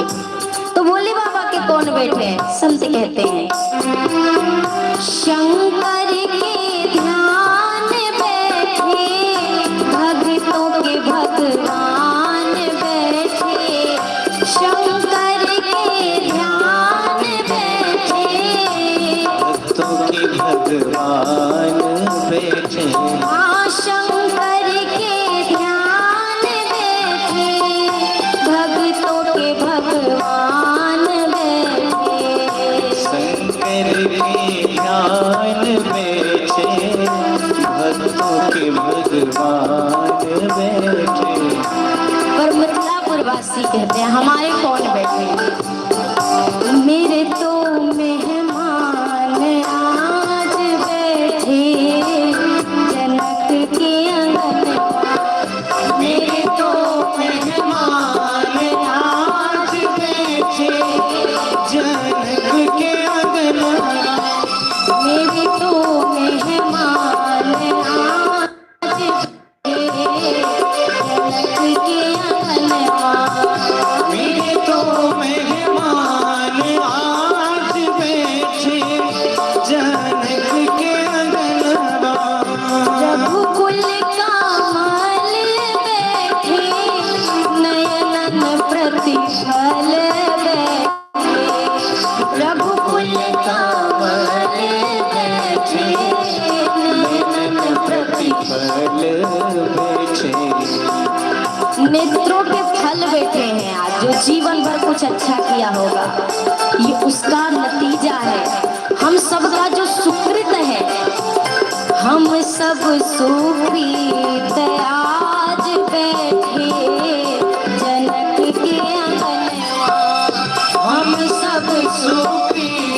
आज बैठे जनक के अंगनवा, मिथिला के भाग आज बैठे जनक के अंगनवा, मिथिला के भाग आज बैठे जनक के अंगनवा, बैठे जनक के अंगनवा, बैठे हैं सिया के सजनवा, बैठे जनक के अंगनवा। बैठे हैं सिया के सजनवा। जरा आप लोग को एक बार मेरे साथ भाव से कहिए, तालियों के साथ, क्योंकि ये हमारा भी शुभ कर्म है कि यहाँ पर चाहे कथा के माध्यम से ही सही आज सरकार हमारे साथ बैठी हो, तो ये हमारे पुण्य फल है। तो जरा उस पुण्य फल को हम भी अनुभव तो करें। हाँ, मेरे तो मेहमान आज बैठे जनक के अंगनवा, मेरे तो मेहमान आज बैठे जनक के अंगनवा, सिया जू के सुहाग आज बैठे जनक के अंगनवा, सिया जू के सुहाग आज बैठे जनक के अंगनवा, मिथिला के भाग आज बैठे जनक के अंगनवा, मिथिला के भाग आज बैठे जनक के अंगनवा। मिथिलापुरवासी शंकर के ध्यान बैठे, भक्तों के भगवान बैठे। ये होंगे शंकर के ध्यान, ये होंगे भक्तों के भगवान, पर हमारे कौन है? मिथिलापुरवासी कहते हैं मेरे तो मेहमान हैं, और हमारे मेहमान बैठे हैं, और मेहमान की खातिरदारी की जाती है। भैया, कन्यादान हुआ है, कन्यादान के उपरांत यहाँ पे उदाहरण देखिए कैसे कन्यादान किया बाबा जनक ने। हिमवंत जिम गिरिजा महेशनी, जैसे राजा हिमाचल ने माँ गिरिजा का कन्यादान किया, जैसे सागर ने, समुद्र देव ने माँ लक्ष्मी का कन्यादान किया, वैसे ही बाबा जनक ने माँ जानकी का कन्यादान किया। अब यहाँ पे दो भाव नए निकल कर आते हैं जो मैं आपके सामने रखती हूँ। हमारे मिथिलापुरवासी पता है क्या कहते हैं? कल हमने भजन में एक लाइन सुनी थी कि अवध में लौटे के असरा के त्याग दा। अब अयोध्या जाने के असरे को त्याग दो कि कभी अयोध्या वापस जाएंगे। क्यों? तो कहाँ रहेंगे? क्या कहती है मिथिलानिया? घर के जमाई बनी मिथिले में रहिनी। यही बोला था ना कल कि घर के जमाई बनी और यही रहिए। मिथिलापुर वासियों से आप आज भी यदि पूछें कि आपके राम जी अयोध्या गए थे क्या, कोई मिथिलापुर वासी ये नहीं मानते कि राम जी कभी यहाँ से गए। मिथिला वाले कहते हैं राम जी ससुराल में ही रह गए, जो गए होंगे वो कोई और होंगे, नहीं गए। सखियों से पूछा ऐसे कैसे हम मान लें? सखियां कहती हैं गोस्वामी जी खुद उदाहरण दे रहे हैं। आप देखो, हिमवंत जी में गिरिजा में है शही, जैसे भोले बाबा ने भोले बाबा के हाथ में दिया माँ का हाथ, कन्यादान किया राजा हिमाचल ने, तो भोले बाबा कहाँ लेके गए मैया को? कैलाश। और कैलाश कहाँ है? हिमाचल पर्वत की तरफ, मतलब रहे ना ससुराल में। और सागर ने मैया लक्ष्मी का कन्यादान किया, तो भगवान मैया को लेके कहाँ गए? क्षीर सागर में, मतलब कहाँ रहे? ससुराल में। तो जैसे वो दोनों रहे वैसे ही सरकार भी यही रहे, कहीं गए नहीं, यही रहे। अथवा दोनों में से जैसे भोले बाबा की बात करें तो भोले बाबा के प्रसंग में आता है कि चले, भोले बाबा वहां से चले और कैलाश गए। तो अयोध्या और मिथिला यहाँ पे दोनों का भाव रख लिया गया। कैसे? कि जैसे हिमवंत जी में गिरिजा में है शही, राजा हिमाचल ने कन्यादान जब किया, विवाह हुआ, तो भोले बाबा चले, लेके गए कैलाश पर्वत पर, तो वो तो विदा हो गई। लेकिन आगे हरिश्री सागर दई, जब समुद्र देव ने कन्यादान किया तो ठाकुर जी कहाँ गए? वो तो सागर में ही रह गए, क्षीर सागर में। तो मिथिला वाले कहते हैं मिथिला के पक्ष से कि राम जी यहीं रहे, और अयोध्या वाले हिमाचल राज्य के भाव को लेकर कहते हैं ना ना रहे नहीं, लेके गए। भाव जो भी हो, हमारा आनंद तो ये है कि हम दोनों के भावों में डुबकी लगा रहे हैं। कन्यादान के उपरांत भावरी होने से पहले ही गुरुजनों ने जनक जी से कहा, जनक जी आपके यहाँ और भी कोई बेटी है क्या, पुत्रियां हैं क्या? बाबा जनक ने कहा महाराज एक नहीं 3 है। गुरुदेव ने कहा अच्छा आपके यहाँ 3 बेटी, हमारे यहाँ भी 3 बेटवाएं, लेके आओ तीनों को। अब तीनों को पुनः तैयार हुआ। अब कितने दूल्हा और कितने दुल्हन? 4 दूल्हा और 4। एक ही मंडप में माड़ो भात शुरू हो गया, एक ही मंडप में यहाँ सबका विवाह होगा। अब जब 4 दूल्हा सरकार 4 दुल्हन भावरी हो रही है, दशरथ जी के आंख से आज आंसू बह रहे हैं। सुमंत जी कह रहे हैं महाराज इतने खुशी की पुण्य बेला में आप रो रहे हैं। दशरथ जी ने कहा जब किसी को बिना मांगे बहुत मिल जाता है ना, तो वो संभाले नहीं संभलता। मुझसे ये आनंद नहीं संभल रहा है सुमंत। ये 4 पुत्र वधुएं नहीं है, ये मेरे चारों पदार्थ जो कहते हैं ना, मुझे वो मिल गए हैं। चारों पदार्थ धर्म काम मोक्ष, मुझे सब कुछ आज मिल गया। अब कुछ पाने की चाह नहीं है सुमंत मेरे मन में। ये 4 पुत्र वधुएं नहीं है, 4 पदार्थ मिल गए आज मुझे। भावरी हो रही है। मिथिला के भाव की यदि मैं चर्चा करूं, मिथिलापुर वासी जितना ठाकुर जी के साथ हास विनोद करते हैं उससे 1000 गुना लाख गुना ज्यादा प्रेम करते हैं। जहां पर प्रेम होता है वहीं पे नोक झोंक करने की आपको इजाजत होती है, आपको हक होता है। जब प्रेम नहीं रहेगा तो किसी भी अनजाने से आप कोई बात कह नहीं सकते हो। मिथिलापुर वासी कहते हैं राम जी जब भावरी ले रहे ना, राम जी सांवले हैं, लेकिन मिथिलावासी कहते हैं सांवले नहीं करिया हैं, काले हैं राम जी। अब काले लगने लग जाते हैं, वो भी इसलिए जब किशोरी जी के बगल खड़े होते हैं तब काले लगते हैं, क्योंकि किशोरी जी इतनी ज्यादा गोरी हैं कि फिर राम जी उनके बगल होते ही ना सांवले से काले दिखने लगते हैं, क्योंकि किशोरी जी इतनी ज्यादा सुंदर है। जैसे ही हमारे राम जी पर, राम जी श्याम वर्ण के हैं, श्याम वर्ण के राम जी पर जब गोरी गोरी मैया किशोरी की परछाई पड़ी ना, तो वो परछाई पड़ते ही राम जी का रंग ही बदल गया। एकदम न गोरे न काले, राम जी आज हरे हरे दिखाई देने लगे, बिल्कुल हरे हरे। सारे लोग कहने लगे ये क्या हो गया। जैसे ही राम जी हरे हरे दिखाई देने लगे ना, तो पूरे मड़वे में, पूरे मंडप में आवाज आने लगी, श्याम गोरे गोरे श्याम चारों जोड़ा जोड़िया, श्याम गोरे गोरे श्याम चारों जोड़ा जोड़िया। यहाँ पर देखिए 2 भैया गोरे हैं और 2 भैया सांवले, और जोड़ी बनी है श्याम गोरे गोरे श्याम चारों जोड़ा जोड़िया, श्याम गोरे गोरे श्याम चारों जोड़ा जोड़िया। और जैसे ही किशोरी जी की परछाई राम जी पर पड़ी, राम जी हरे हरे दिखाई दिए, उतने में पूरे मंडप में एक आवाज गूंज गई, क्या?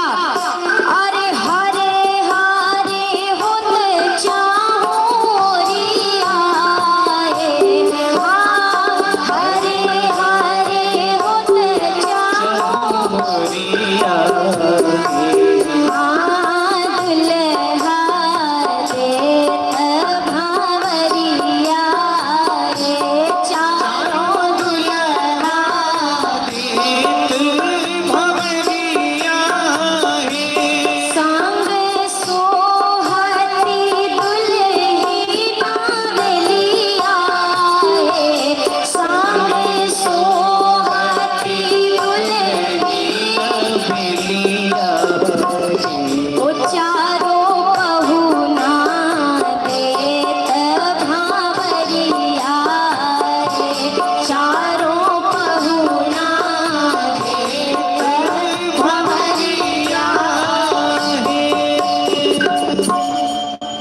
राम जी तो आज हरे हरे पूरे मंडप में, हाँ अरे आज तो राम जी हरे हरे हो गए। और मुझे लगता है शायद उसी दिन से राम जी को कहा जाने लगा हरे राम राम राम, वही दिना से हरे हरे हो गए।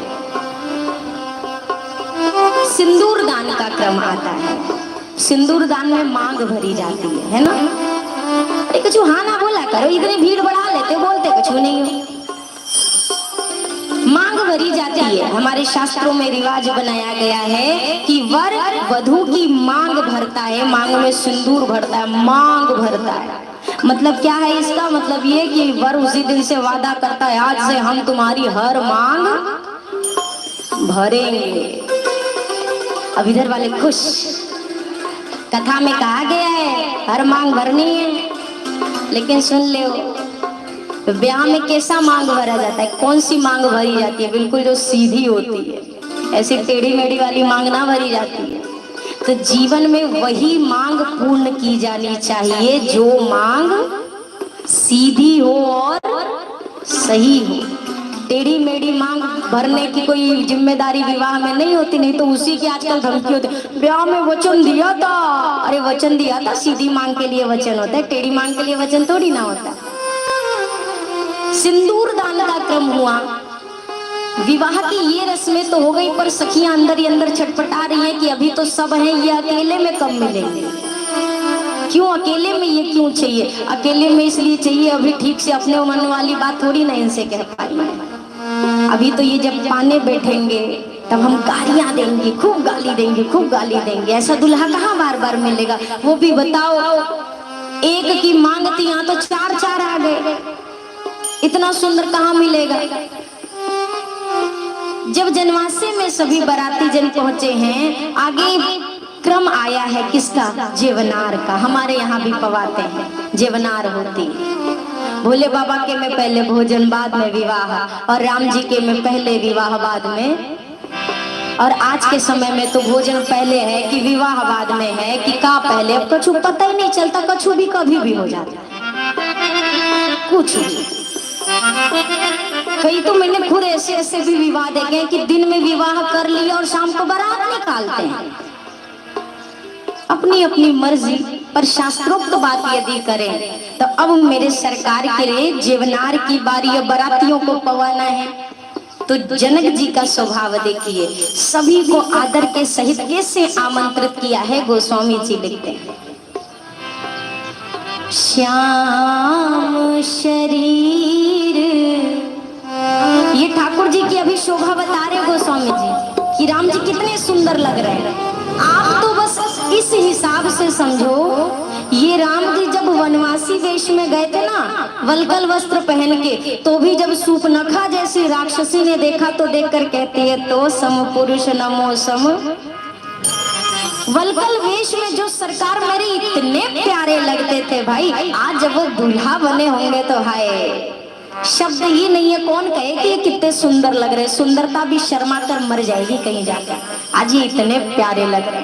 लेकिन गोस्वामी जी ने कहने का प्रयास किया कितने सुंदर लग रहे ठाकुर जी। गोस्वामी जी लिखते हैं मानस में, श्याम शरीर सुभाए सुहावन देखो सिया के पिया। श्याम शरीर सुभाए सुहावन देखो सिया। सिया के पिया सबको बोलना है। चौपाई में कठिनाई हो सकती है, सिया के पिया बोलने में कठिनाई नहीं होती है, सब बोलेंगे। शोभा को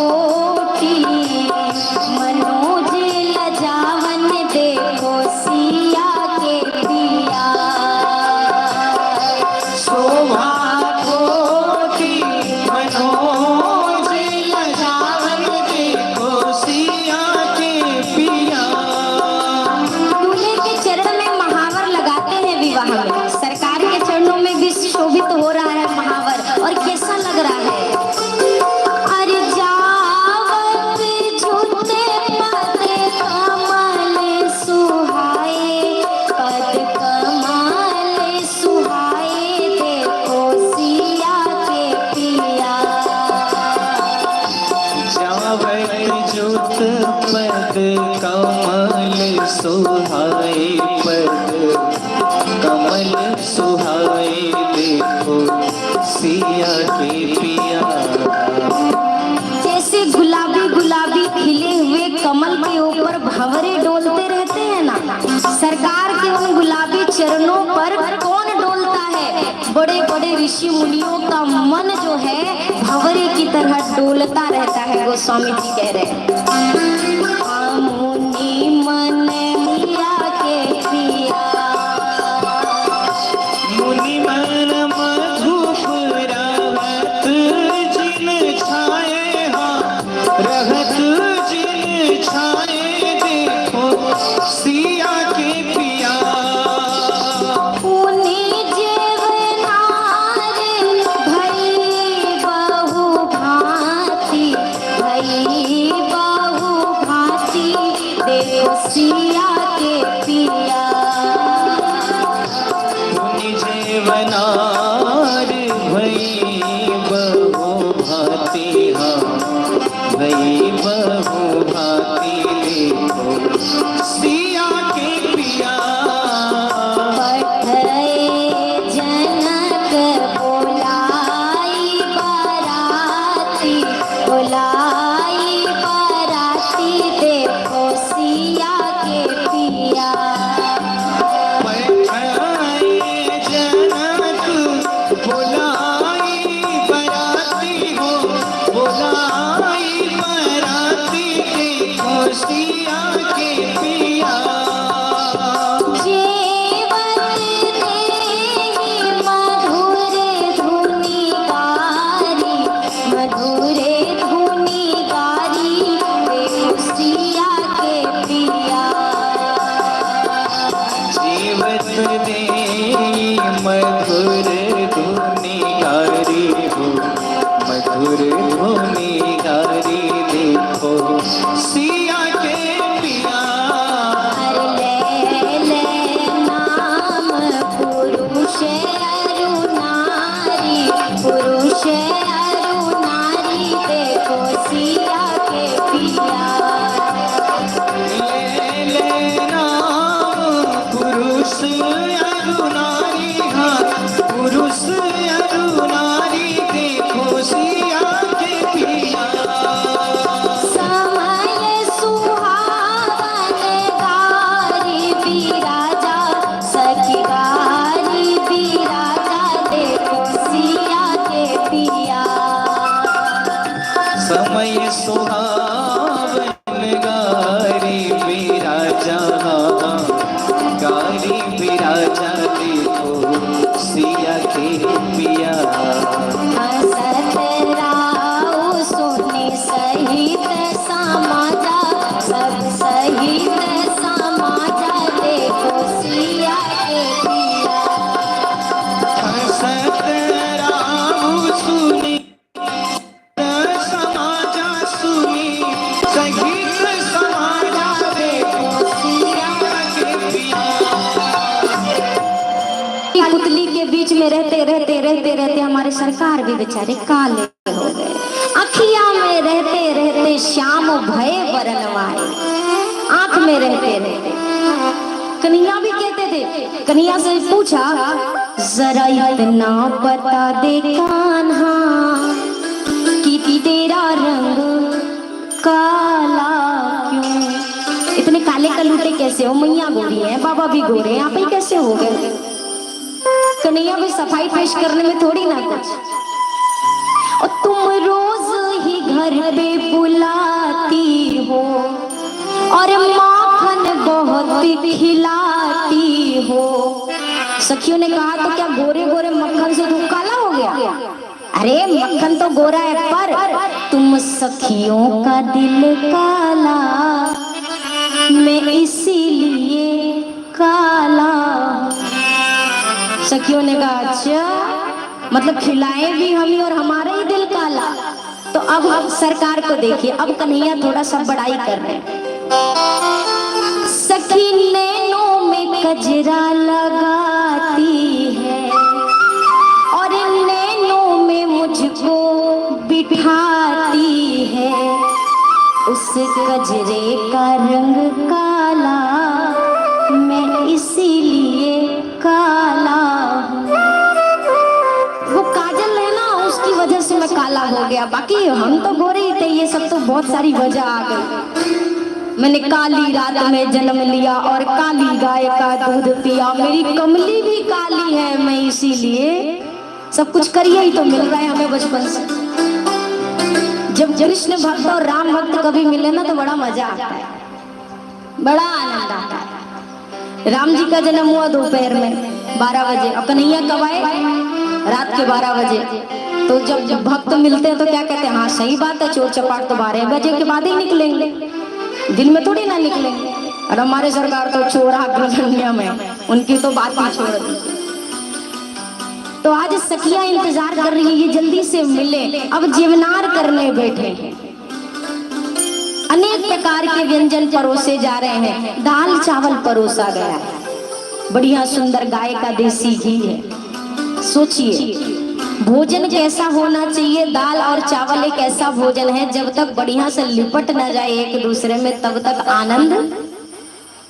ये दाल चावल सबसे पहले परोसने की परंपरा शायद इसीलिए है कि दो परिवार भी इसी तरह आपस में ऐसे घुल मिल जाएं कि फिर दोनों के बीच किसी प्रकार का कोई भेद नहीं रहना चाहिए।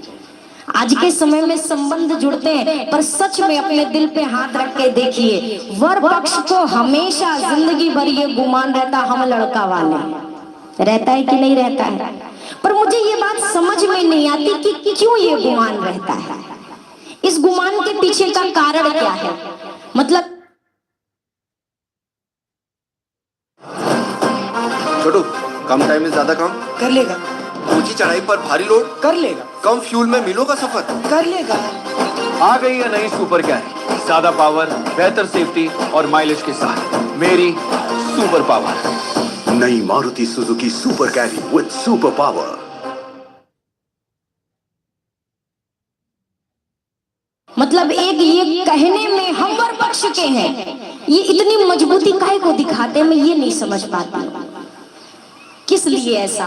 वर पक्ष को सम्मान तो कन्या पक्ष वाले देते हैं और देना भी चाहिए। सम्मान आपको सामने से कोई दे वो बहुत अच्छी बात है, पर आप जबरदस्ती उनसे छीन छीन के मांगो तो जबरदस्ती का मिला हुआ सम्मान सम्मान है क्या? क्यों, किस बात का गुमान? हम लड़का वाले हैं, कैसे? गुमान की तो कोई बात ही नहीं है। आप भले वर पक्ष के हो लेकिन कन्या के द्वार पे जाते हो ना तो कन्या के यहाँ से कन्या को ले के आते हो, कुछ दे के नहीं आते। देने वाला बड़ा होता है, लेने वाला बड़ा। यदि हाँ आप वहां जा करके कछु दे तब तो फिर कहो कि हम लड़का वाले हैं, सब कुछ देखो दे के आ गए। लेकिन हर तरह से हर प्रकार से बेटी का पिता सब कुछ देता है। अब बेटी दे दी उसके बाद धन दौलत तो किसी गिनती में आते ही नहीं। अपने हृदय के टुकड़े को जब दे दिया उससे बड़ा और क्या दे? उसके पास तो फिर कुछ है ही नहीं देने को, उससे बड़ा वो दे देता है। भैया समधि का मतलब होता है, सम का मतलब ही होता है बराबर बराबर, कहीं पर फिर भेद नहीं होना चाहिए। और गोस्वामी जी ने इसीलिए मानस में लिखा कि सम समधि देखे हम आजू। आज मैंने देखा सम समधि कैसे होने चाहिए।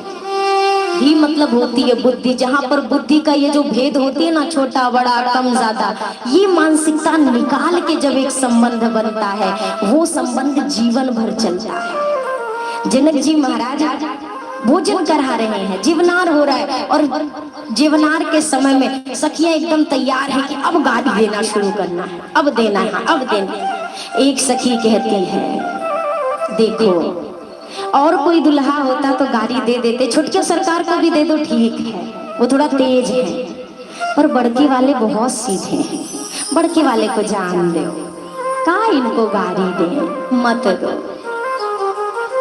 और सबसे बड़ी बात मैंने सुना है कि ये साक्षात भगवान है, भगवान को गाली देना। दूसरी सखी ने कहा होंगे भगवान अपने यहाँ होंगे, ये मिथिला में है। अरे पुरुषोत्तम को गारी कैसी? सखी ने कहा तो दूसरी ने कहा अरे गारी बिना ससुरारी कैसी? वो ससुरार ही क्या जहाँ पर गारी ना मिले। मिथिला में आज भी किसी भी युवक से यदि पूछ ले कि राम जी आपके क्या लगते हैं, तो वो सीना ठोक के कहते हैं हम राम जी के सार लगते हैं। सार, सार मतलब समझते हैं ना, साला, सार लगते हैं। संतों ने कहा तुम्हें और कोई रिश्ता ना मिला, तुम्हें सार ही बनना था, और कुछ बन जाते। मिथिलावासी कहते हैं कि या पूरे संसार में राम नाम एक सार, पूरे संसार का सार क्या है? राम नाम। या पूरे संसार में राम नाम एक सार, और हमारी समता को करे हम सारहु के सार। पूरे संसार के सार राम जी, और राम जी के भी सार हम। तो हमसे बड़ा आज कौन हुआ? हमारे भाग्य से बड़ा और आज कौन हुआ? सखियां सरकार बैठे हैं, अब सखियां सोच रही हैं क्या करें क्या करें। राजी की बातें सुनो सजनी, मंडप में भयो एक अचरज भारी। जीवन बैठे सभी सुत चार, सब नारी चढ़ी मिथिलेश अटारी। देखत राम को रूप अनूप, और भुलाय गई सुध देख निहारी। और भूले गई अवधेश को नाम, और देन लगी मिथिलेश गारी। गारी देने बैठी थी दशरथ जी को, पूरी तैयारी करके आई थी। अब जितने जगह गारी में दशरथ जी का नाम लगाना था, वहां हर जगह जनक जी का नाम लगाना शुरू किया। हमारे जनक जी, हमारे जनक जी भी सोचने से बौरा गई हैं का। सखी ने कहा तुम ही सब तो कह रही थी बड़े सीधे हैं, अब बताओ कितने सीधे। एक रस्म होती है ना हमारे यहाँ, गारी देना है, और समय सुहावन गारी भी राजा गोस्वामी जी ने लिखा है। हर वक्त गारी नहीं, ये वो समय होता है, बाद में दोगे तो फिर मामला बिगड़ जाएगा। सखी अब क्या कहती हैं? सरकार अब राम जी संकोच में बेचारे पा रहे हैं, ना मांगते हैं और कोई परोसने लगे तो रोकते भी नहीं है, इतना संकोच में बस धीरे धीरे पा रहे हैं। सखियां कहती हैं उतनी नीके से पावा। अरे ढंग से खा लो सरकार, काहे की इतनी जल्दबाजी है या काहे का इतना संकोच है? अच्छे से नीके मतलब समझते हैं ना, बड़ी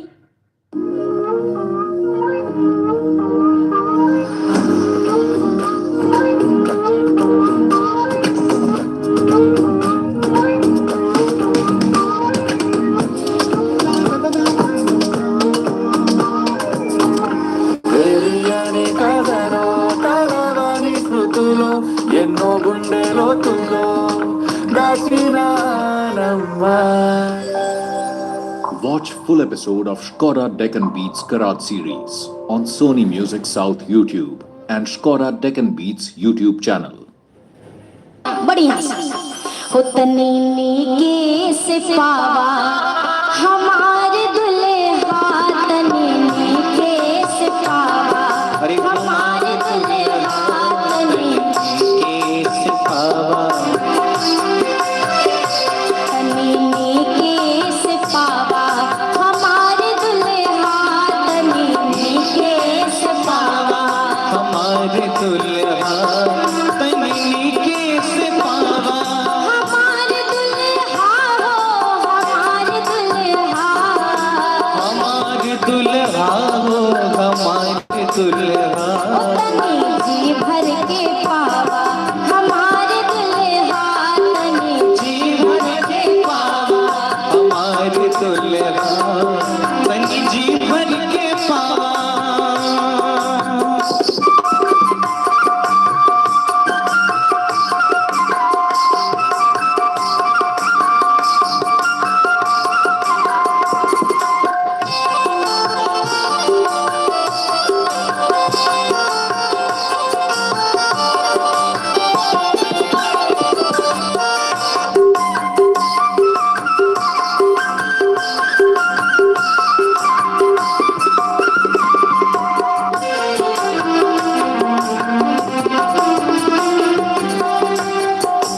तो थोड़ा थोड़ा गाड़ी वाली दे लो, इसके बाद मौका नहीं मिलेगा। पीछे तक कितने लोग बैठे हैं लेकिन कोई के हाथ ना हिल रहे। अरे जरा तालियों के साथ बढ़िया ताली बजाओ, बाहर तक सुनाई दे, तो वहाँ के लोग भी कहें कि हाँ भाई हम ही चूक रहे हैं, वहाँ वाले तो मस्त।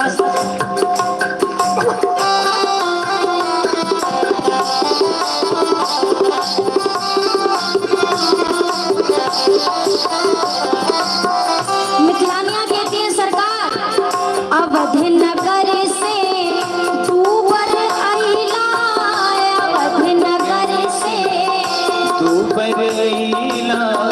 ऐसे तो होके आए हो अयोध्या से, अब जैसे आए हो ऐसे ही जाओगे तो मिथिला की कितनी बदनामी होगी। आपकी मैया ने ढंग से खिलाया तो नहीं, अरे खिलाते कहाँ से, अयोध्या में कुछ मिले तब तो खिलाए। अवध नगर से तू बर अइला, अवध नगर से तू बर अइला।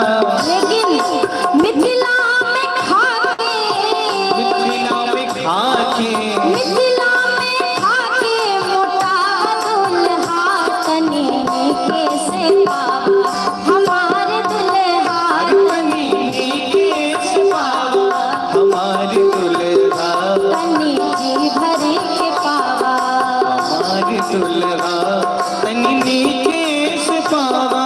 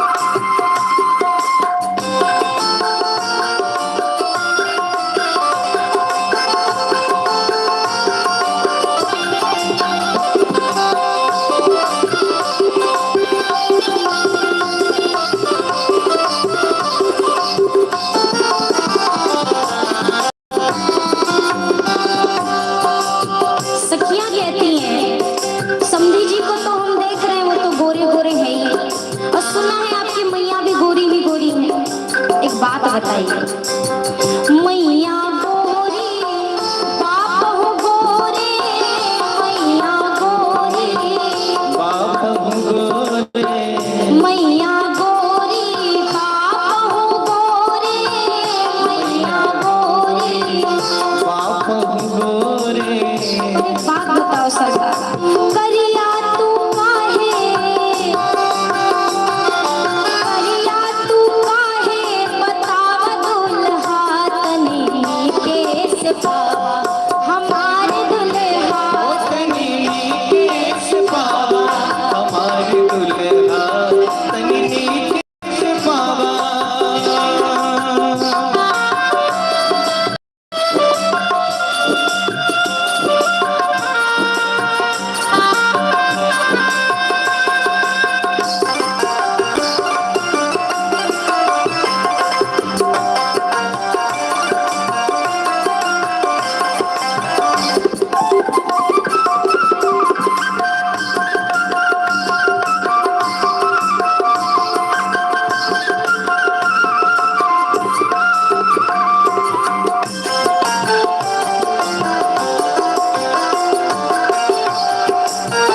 सखियों ने कहा सरकार, और एक गुप्त सूचना मिली है हमें।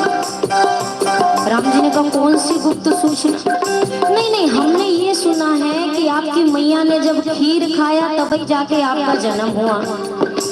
तो ये अयोध्या के खीर में ऐसा कौन सा सिस्टम है, वो खीर के बारे में हमें थोड़ा जानना था। खीर खाई के लल्ला जावे, खीर खाई के लल्ला जावे, खीर खाई के लल्ला जावे, खीर खाई के ललना जावे। अद्भुत राज समझाव दुल्हारी, अद्भुत राज समझाव दुल्हारी, कैसे पावा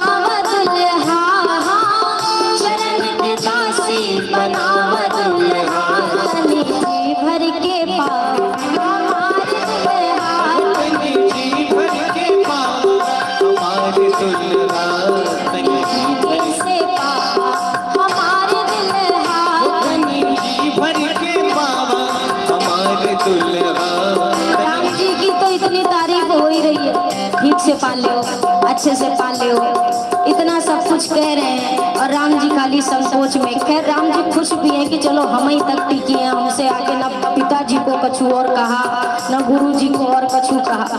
अब सखियों ने देखा, अरे सखी समधी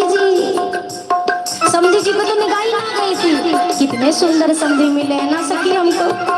समधी के सभा का निराला है यार, समधी कैसा, समधी के सभा का निराला है यार, समधी कैसा, ओ समधी के सभा का निराला है यार, समधी कैसा, समधी के सभा का निराला है यार, समधी कैसा, समधी के सभा का निराला है यार, समधी कैसा, ओ समधी के सभा का निराला है यार, समधी कैसा। सुंदर कितने कितने सुंदर है ना सखी। अरे आगे से देखो चांद सा चमके, आगे से देखो तो चांद सा चमके, आगे से देखो तो चांद सा चमके, आगे से देखो तो चांद सा चमके, पीछे से अजी पीछे से, अजी पीछे से देखो तो काला है यार, समधी कैसा, पीछे से देखो तो काला है यार, समधी कैसा, ओ समधी कैसा बाका निराला है यार, समधी कैसा, समधी कैसा बाका निराला है यार, समधी कैसा, समधी कैसा बाका निराला है यार, समधी कैसा, समधी कैसा बाका निराला है यार, समधी कैसा। मैंने तो कम ही गारी दी, मिथिला वालों ने और दी थी और भर के दी थी, जितना दे सकते थे, जितनी गाड़ी आज तक उनको याद रही होगी सगरों दे डाली थी। और राम जी सब के सब सुन रहे हैं और दशरथ जी भी सुन रहे हैं, मुस्कुरा रहे हैं, हंस रहे हैं। ये हास विलास का जो समय चल रहा है कितना सुंदर। पहले तो सखियों ने खूब गारी देने के बाद एक सखी कहती है तो नहीं मान गए होंगे, दूसरी ने कहा मान भी गए होंगे तो हमें क्या, लेकिन फिर भी एक बार पूछ तो लो, कहीं ऐसा ना हो। देखिए दूल्हा है, दूल्हे, अच्छा एक चीज और है, घर में भले हम 0 वाट के बल्लू बन के घूमे, लेकिन शादी वाले दिन हम हाइलोजन हो जाते हैं, ये पक्की बात है। लखन लाल ने कहा सखियों से, सखी तुम्हारे यहाँ यही परंपरा है, पहले मेहमान को बुलाते हो बाद में गाली देते हो? लखन लाल से सखी ने कहा रुकी रुकी रुकी रुकी, क्या बोला आपने? लखन लाल ने कहा पहले मेहमान बुलाते हो फिर गाली देते हो। सखी ने कहा पहले तो ये बताइए आपको बुलाया किसने, पहली बार किसने बुलाया? लक्ष्मण जी ने कहा बुलाया नहीं तो कहा हम ऐसे ही आए, बिल्कुल ऐसे ही आए। भैया लक्ष्मण ने कहा अरे ऐसे कैसे, हम ऐसे ही आए, हम बुलावे पे आए, निमंत्रण गया था। सखियों ने कहा अच्छा बड़े सरकार जी आप बताइए निमंत्रण गया था क्या? गया था। अब लक्ष्मण जी कह रहे सरकार बोल दे झूठ। Hello and welcome to Byju's Exam Prep IAS. Welcome to all of you. Today for the first session in the Target Prelims 2023 initiative of Byju's Exam Prep IAS. Now, as promised, from today we are going to start this initiative, and many of you have been asking, sir, what is the timetable for this? This is the timetable. Please have a look at it. Do not by heart it. UPSC will not ask a question on the timetable. Now, what are we going to do under this initiative? For the next 20 plus days, that is totally including today, 22 days, continuously, every day, 7:30 p.m. to 9:30 p.m. Please join us live, and these sessions will be conducted on YouTube. This is the list of the subjects as well as the sessions that will be conducted, and this timetable will be made available to you in the description below, along with the PDF of the question paper or the questions that we'll be discussing today, or for that matter every session. Please download it. Now apart from this, what is the feature of this initiative? To help you in crack the civil services preliminary examination, in all these sessions, we'll be covering the current affairs from the last 1 year or 365 days. For all these subjects in the last 1 year, whatever has come in the current affairs, we'll have a discussion, and we'll have a discussion plus MCQ based question on these topics. Now with this caveat, let's begin. But before that, I want to ask you for a payment now. Just like every year, we are going to do this initiative to help you. Please subscribe to Byju's Exam Prep IAS YouTube channel. Hit the like button and provide your valuable comments in the section below. Now, let's start. Question number 1. In the event of a country falling into a recession, which of the following are likely measures to be taken? This is a current affairs based question. In the last 1 year, I'm pretty sure all of you have come across this discussion that has been happening. Many countries have experienced a slowdown. Some of the countries have experienced a recession, and there's a concern that across the globe now, in the coming year or in the coming months, there could be again a recession. So let's say there is a country which falls into a recession. Which of the following are likely to be the measures taken by the country to come out of the recession? Now let's start. First and foremost, what do you mean by recession? What do you mean by recession? Whenever you discuss the concept of economic cycle or business cycle, you'll come across multiple stages which describe how is the health of the economy. For example, you'll come across growth phase, or generally referred to technically as boom phase. Then there is stagnancy in the economy. The growth reaches a peak, then stagnates. Then there is a slowdown in the economy. If there is no reversal of the course, you will enter into a recession, then into a depression, then there is a recovery. This is how generally the business cycle will happen, or economic cycle will happen.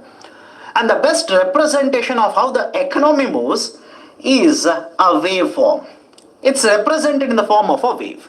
Boom, slowdown, recession, and a recovery. These are represented in the form of a wave.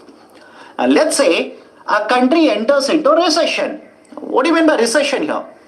Whenever an economy experiences consecutively for 2 quarters a negative growth rate. Remember this. A negative growth rate, right, for 2 consecutive quarters. In such a situation, we call this as a recession. Has India experienced recession very recently? Think of it. Has India experienced recession very, very recently in the last 3 or 4 years? Of course, yes. Once the pandemic affected or the COVID wave entered into India, Indian economy experienced a recession. Now, whenever there is a recession, what should be the measures taken by the government? Either the UPSC can ask you about the government, or they can ask you about central banker as well. But overall, whether it is the government or the central banker, they will have to promote recovery. What are the measures? Point number 1, increase interest rates. If you increase the interest rates, that is, if the central banker increases the interest rates, then basically no.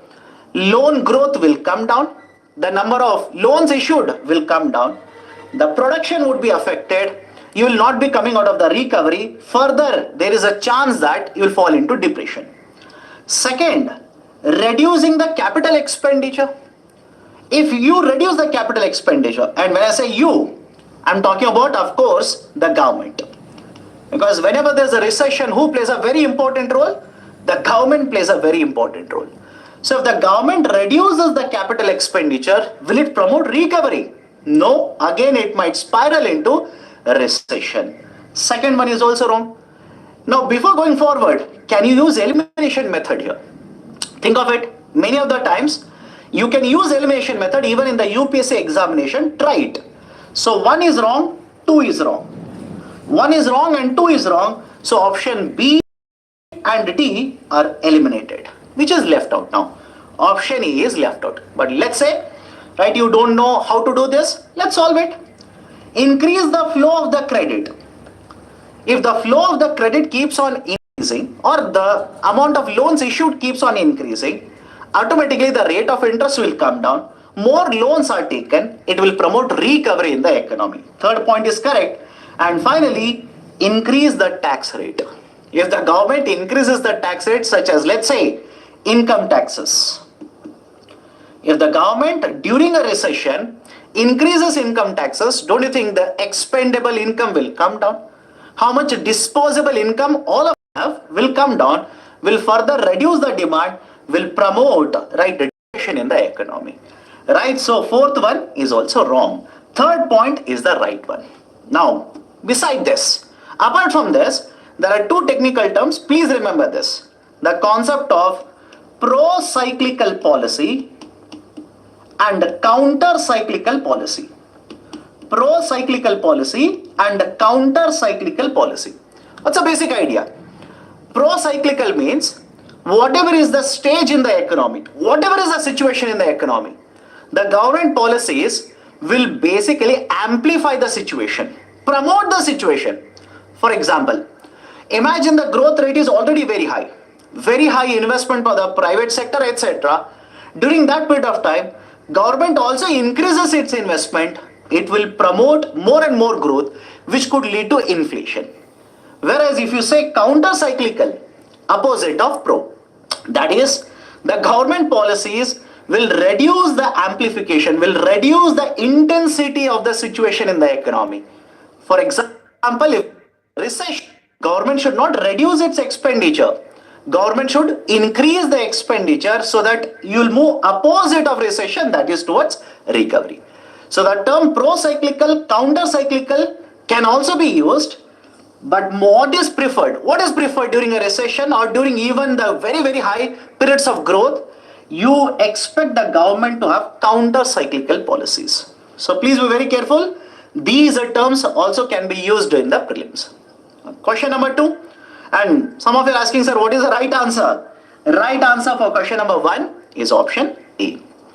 Now, let me go to question number 2. GDP of a country grows by 10% compared to last year. Which of the following are guaranteed outcomes? Underline the term guaranteed outcomes. Possibility is there, but the question asks which is a guaranteed outcome. So let's say hypothetically, last year, a particular economy, the GDP growth or GDP value was 100 crore rupees. Last year it was 100 crore. This year, it has become 110 crores. So if you look at the growth rate in the GDP, what is the growth rate? Growth rate measures by percentage what has been the rise, what has been the change. So the GDP growth rate in the economy is how much? 10%. Now, whenever this kind of a GDP growth rate is experienced, what is a guaranteed outcome? First statement, number of poor people has reduced. How many of you believe that if GDP of a country increases, guaranteed poor people will come down? The number of poor people will come down. No.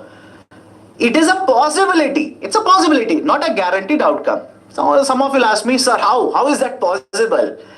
There is a term called as exclusive growth. In main syllabus, inclusive growth is mentioned. Now, rather than expecting, let's say, inclusive growth, what if you experience exclusive growth? For example, A, B and C. 3 people are there in a country. All the 3 put together are earning, let's say, 100 rupee income. Now, C's income can increase. As a result of this, the total income will increase. GDP will increase. But what if A's income still remains same? So, GDP has increased. Right? GDP has increased, but not the number of poor people. It has not come down. So, number of poor people has reduced. No, it is not guaranteed. It is not guaranteed. Second one, everyone in the economy is earning more. Just now I gave you the same example. Everyone in the economy is earning more? No, that is also not guaranteed. Third one, sum total of market price of final goods and services has increased. If the GDP increases, what is GDP? Essentially, what is GDP? GDP stands for gross domestic product. Right? And gross domestic product is nothing but the market price of all the final goods and services. Underline the term final goods and services. The market price of all the final goods and services counted together will give you GDP of a country. So third statement is correct. Exports have increased, not necessarily. GDP can increase even with rise in the exports. Even if the exports have not increased, production has happened. Let's say consumption in the domestic market has increased. As a result of this, GDP could have increased. So fourth one is also not a guaranteed outcome. So have a look at this. The third statement is a guaranteed outcome. Right option for the question number 2 will be option A. Only 3 is correct. Now, question number 3. ICAR of an economy has a decreased. ICAR. I'll come back to that, don't worry. Which of the following may be factors behind it? Now, is there a connection to current affairs? Sir, why are you discussing ICAR? I've read somewhere in one of the books regarding concept of COR. But why are you discussing ICAR when you say you are going to cover current affairs?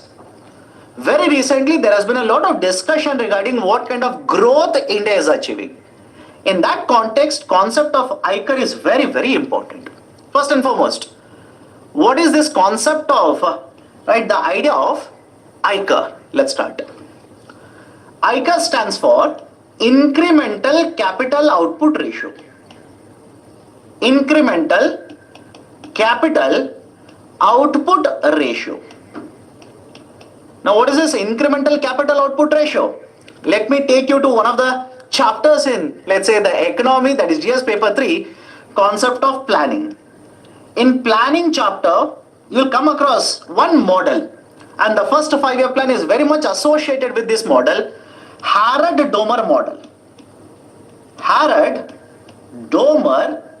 model. What does the Harrod-Domer model state? The Harrod-Domer model states, if you want to achieve a higher growth rate, if a country, wants to experience a higher growth rate, then the savings rate has to be higher and the capital output ratio has to be lower. I'll repeat it. If an economy wants to achieve a higher growth rate, then the savings rate should be higher and capital output ratio should be lower. What is this capital output ratio? How much money you will invest, the capital that you need to invest to get 1 unit of output. I'll repeat it. The amount of investment that is required to get 1 unit of output, that is called as capital output ratio. But one of the issues regarding capital output ratio is that it takes into consideration the total amount of investment. That is, historical investment will also be considered. Sir, what is the meaning of this? Let me give a very basic idea. Between 1950 to 2023, total investment that has been done and total value of the output, that will give you capital output ratio. Which means, let's say hypothetically you have invested 100 crore and you are getting, let's say, 1000 crore worth of output. You will use that and calculate capital output ratio. But simple question to all of you. Can you find out what has been the investment in the last 1 year, and as a result of that, what has been the rise in the output in the last 1 year using capital output ratio? Answer is no. That is a precise reason. Rather than simply using capital output ratio, what we use is incremental capital output ratio. In simple terms, in last 1 year, how much has been the total investment? And in the last 1 year, how much has been the rise in the value of GDP? That will give you the value of ICAR. Now, come back to this. Imagine ICAR for a country has actually come down. It has decreased. Which of the following may be factors behind this, decrease in the ICAR? Let's start. Adoption of better or efficient technology. Basic idea. If you're a manufacturer, if you shift from one kind of technology to another type of, let's say, a machine with a better technology, don't you think cost of producing per unit will come down? So ICAR, whenever you adopt a better technology, ICAR will come down. First statement is correct. First one is correct. Second, higher skilled labor availability. If you have better skilled labor, and in fact, in case of India, one of the issues regarding the labor is skilled labor availability is very, very low. So if you have a very good skilled labor available, do you think productivity will increase? Productivity of the economy will increase. So whatever investment you're making, as a result of this, more and more production will take place. Productivity will be higher. So I curve will come down because of this. Third one, very tricky. Please be very careful. Investments have become capital intensive. Investments have become capital intensive. Now many of you will have a doubt regarding this. Sir, what do you mean by capital intensive? Let me start with a very simple example. Imagine manufacturing of aeroplanes. Manufacturing of aeroplanes. Manufacturing of, let's say, ships, steel production, etc. Simple question to all of you. Think of it. How many of you think that the investment in machines, investment in capital machinery that you will use to manufacture these will be very low? Think of it. How many of you believe that investment requirement is very, very low in case of manufacturing of these three products that I've written? Absolutely no. So investment requirement is very, very high. So whenever in an industry or in a sector, investment in machinery, capital machinery is very, very high, it is called as capital intensive. Capital intensive industry. Now whenever capital or economy will adopt an investment measurement wherein, or investment policy wherein, they will start investing more and more in capital intensive sectors. You tell me what will happen to investment? Simple question. What do you think will happen to investment? Do you think the investment suddenly will increase in the economy? Investment will increase. And when the investment increases, what will happen to ICAR? Will the ICAR come down or will ICAR increase? ICAR increases. So third one is tricky. Please remember this. Whenever in an economy there is a sudden shift to having a capital intensive sectors, ICAR generally increases. So in first and second, ICAR will come down. In the third one, ICAR will increase. So the right option for the question will be option B, 1 and 2. You are supposed to choose under which of the three you will actually reduce the ICAR. It is option B, 1 and 2 is the right option. Okay. Now, question number 4, near and dear ones to all of you, current affairs. Let's say milk has a price elasticity of a demand, PD, it's around, let's say, 0.5. In fact, various surveys have shown that the price elasticity of a demand for milk is somewhere around 0.5 to 0.6. Don't buy at it, UPSC will not ask you. The price elasticity of a demand is around 0.5. It indicates that milk has very high elastic demand, unitary elastic demand, inelastic demand, and none of the above. The price elasticity of a demand. Now, right, many of you would have read it. For those of you, it's a revision, and those of you who are looking at this concept for the first time, you will come across a concept called as elasticity. In fact, one of the favorite areas of microeconomics in UPSC Civil Services preliminary examination. Idea of elasticity. What is this elasticity? Elasticity measures changes. Simple. Elasticity measures what? Change. So change in what? Under elasticity, you will measure supply side elasticity as well as demand side elasticity. For example, under demand side elasticity, you will come across income elasticity of a demand, price elasticity of a demand, cross elasticity of a demand. Whereas in case of supply, one type, price elasticity of supply, PES. Now come to the question that has been asked here, price elasticity of demand, PED. Now what is the basic idea of a PED? In a nutshell, in a very, very simple nutshell.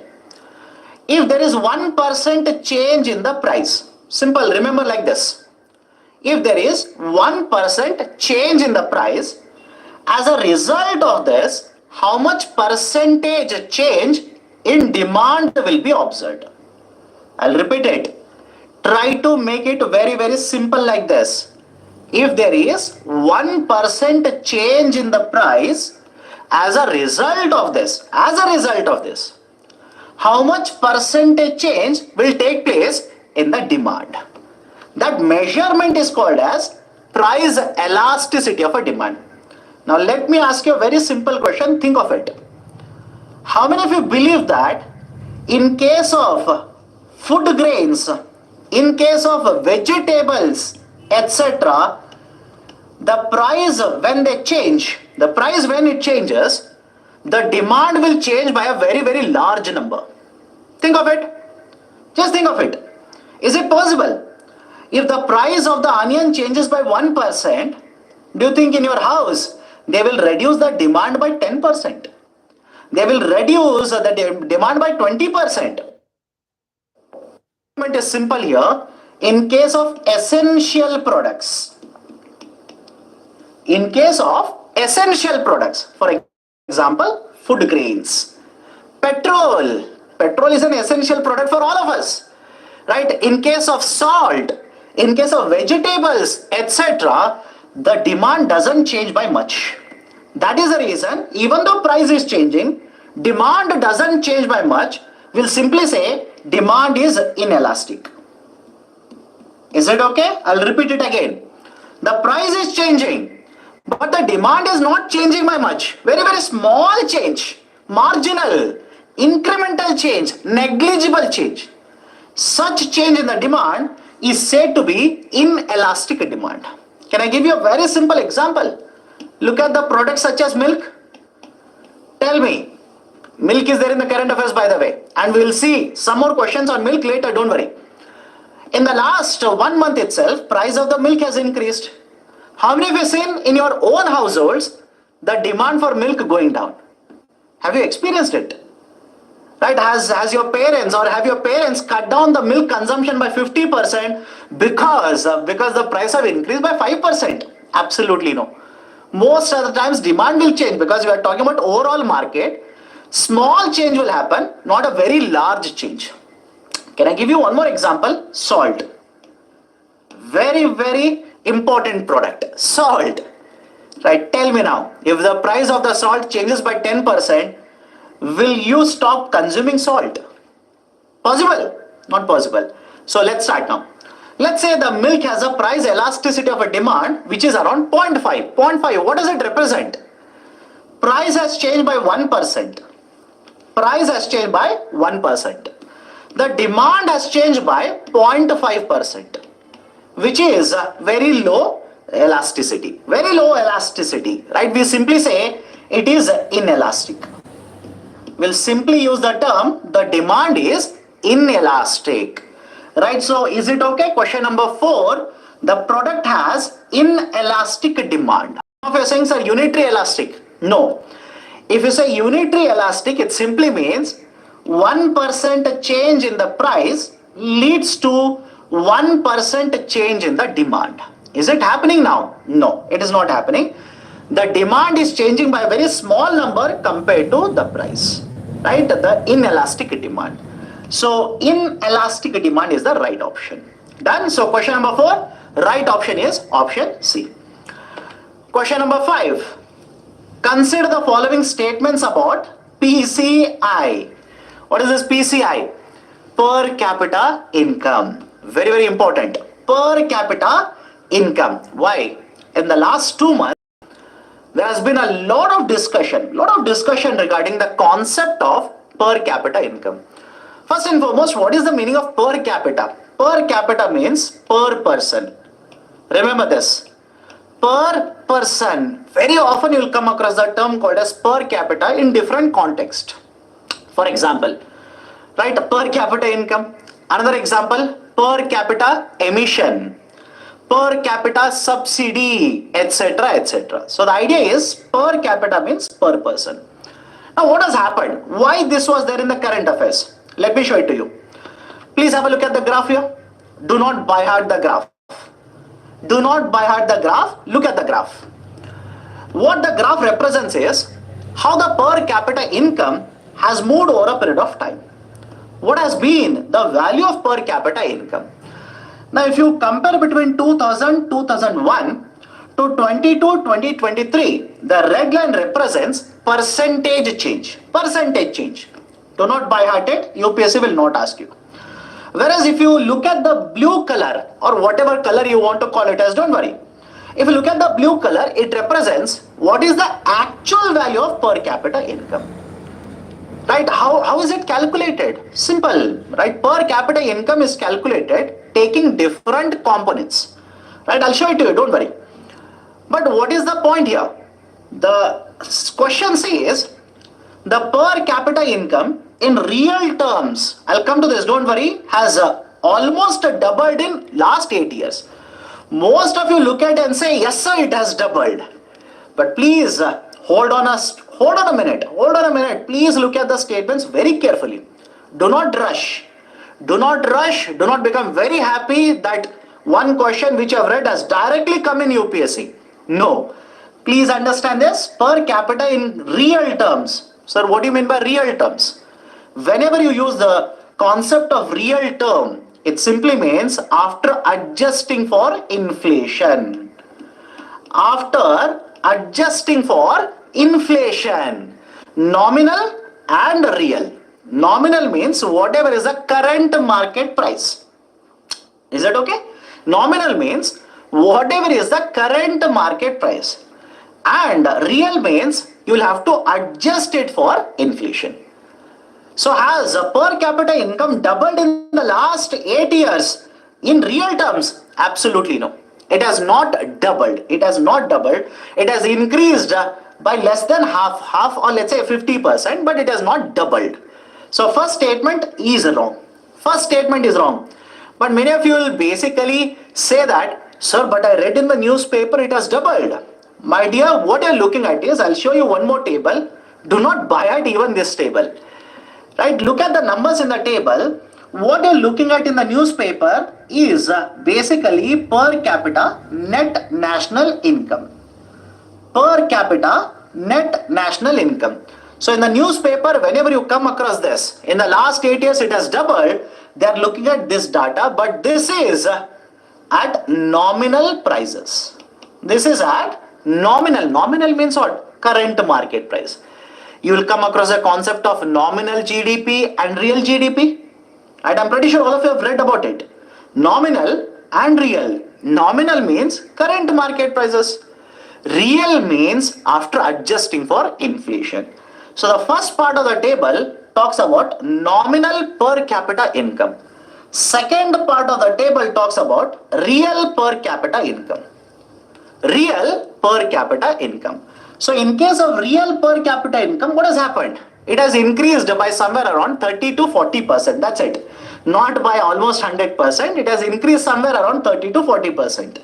So the per capita income at real terms or in real terms is around 98,000 rupees. In nominal terms, it is 1.72 lakh rupees. 1.72 lakh rupees. Now, come back to the question here. PCI in real terms has almost doubled in last 8 years. No, it is wrong. Second, as per the latest data, the PCI in real terms is 1.72 lakh rupees. Again, even this is wrong. In real terms, it is around 98,000 rupees. Okay? Right, so first and second, both the statements are wrong. Right option for this question is option D, neither 1 nor 2. Let's start. Question number 6 now. Next question. Which of the following are attributable to black swan events? Sir, was the term black swan present in the current affairs? I'll give you the connection. Have patience. First and foremost, what do you mean by the term black swan event here? There is one economist. Rather than economist, he is more of a statistician. Very famous, by the way. Nassim Nicholas Taleb. Mr. Taleb. Very well-known writer, author. Mr. Taleb came out with a concept called as black swan event or black swan theory. In fact, he has written wonderful books. Don't worry, UPSC is not going to ask about books here. Focus on this. Black swan theory. What do you mean by black swan theory? As per the black swan theory, there will be certain events which are going to take place either in politics or in economics or in the stock market, etc. There will be certain events. These events will have huge implication not only for the sector but also overall economy. I'll give you examples, you will automatically understand it. I'll repeat it, understand this carefully. What do you mean by a black swan event? These are certain events which you cannot predict. You cannot predict these events. These are certain events which can happen in stock market, which can happen in banking sector, which can happen in politics, etc. But these events will have very huge consequences. Sir, any example of this? You tell me now. Russia-Ukraine war. Is it a prime example in the current affairs regarding black swan event or not? Think of it. Right, a black swan event, Russia-Ukraine war. Is it not a black swan event? Can I give you one more example? Right, let's say the 2008 global financial crisis. 2008 global financial crisis. Was it not a black swan event? Of course, yes. Now, many of you will, based on my explanation now, most of you will basically come to a conclusion in such cases, black swan events are always negative. Absolutely no. Black swan events can be positive as well as negative. Now, why I have taken this question? There is a very interesting reason why I have taken this. RBI mentioned the term black swan event. Right, in discussion related to the Indian economy, there was a mention of black swan event. That's the reason this is becoming very, very important now. Right, so one example of a negative black swan event is Russia-Ukraine war. Another example, prime example, which all of you will agree, COVID-19. COVID-19, right, pandemic, black swan event. Right, so 2008 global financial crisis, COVID, Russia-Ukraine war, negative black swan events. Any positive black swan events? What about internet? Usage of internet. Right? Don't you think usage of internet, or let's say introduction of technology such as internet has had positive impact on the global market? Of course, yes. This is an example of positive black swan event. So it can be positive also, it can be negative also. So this is the basic idea of a black swan event. Now, which of the following are attributable to the black swan events? As per Mr. Talib, there are three very important features which can be attributed to black swan events. First one, these keep on recurring, hence very easy to make models for them. Absolutely no. Right, as per the statistician, no, you cannot make models for them. For example, today you will sit and say, sir, I predicted that Russia-Ukraine war would happen. Right, today you will say that. In fact, Mr. Talib says that this is one of the features of a black swan event. That is, once the event has taken place, people look at it and say, I predicted it. I wanted this, right? I expected this to happen, etc., etc. But absolutely no. You cannot predict. These are very unpredictable. You cannot make economy models for this. So these keep on recurring, hence easy to make models for them? No. These have huge consequences. Of course, yes. Look at pandemic, Russia-Ukraine war, the introduction of internet, etc. Of course, yes. These can be either positive or negative. Yes. Right. So 2 and 3 are the features which you can attribute to the idea of a black swan event. First one, no, you cannot attribute it to black swan event. So the right option for the question number 6 will be option C, 2 and 3. Let me go to question number 7 now. Consider the following statements. Consider, right, following statements. India's is the 5th largest economy in terms of GDP when measured in nominal terms. Start. India's is the 5th largest economy in terms of GDP when measured in nominal terms. Statement is correct? Of course, yes. Why? Why it was there in the newspaper? Look at the graphical representation here. Please have a look at the graphical representation. There are two ways in which economy can be measured, or the size of the economy can be measured. Please remember this. One way you can rank the economies is in nominal terms. One way you can rank the countries is in nominal terms. What is the meaning of nominal terms? What is the nominal exchange rate? You can use it and find what is the ranking of countries. Second one, in real terms. That is basically the concept of purchasing power parity, PPP. And again, please understand this. The term PPP can be used in different contexts as well. For example, in infrastructure also you will come across the term PPP, public-private partnership. I'm not talking about public-private partnership, I'm talking about purchasing power parity. Now think of this and let me know in the comment section. I'm looking at some of your comments. Can I simply say, whenever real exchange rate is equal to 1, think of this. Whenever real exchange rate is equal to 1, I'll simply say the currencies are at parity. Think of it. Whenever real exchange rate is equal to 1, can I simply say that the currencies are at parity? This can be asked straightforward as a question in the prelims. Please be very careful. Now let's start. Nominal terms, real terms or PPP terms. India has recently overtaken Britain to become the 5th largest country. Very, very recently, India has overtaken Britain in terms of nominal GDP to become the 5th largest country. And various estimates have been provided. By 29-30, this will become the 3rd largest. It will become the 4th largest, etc., etc. All these are estimates. What's a fact now? Remember this. In fact, this was even mentioned in the economic survey. It was mentioned even in the economic survey. Please be very careful. So India's ranking in terms of nominal GDP, nominal terms is 5th largest country. Right? Please have a look at the graph now. Please have a look at the graph. The largest country in terms of nominal GDP is USA, $26 trillion. China, $21 trillion. India, $3.8 trillion. This is the latest data. Please remember this.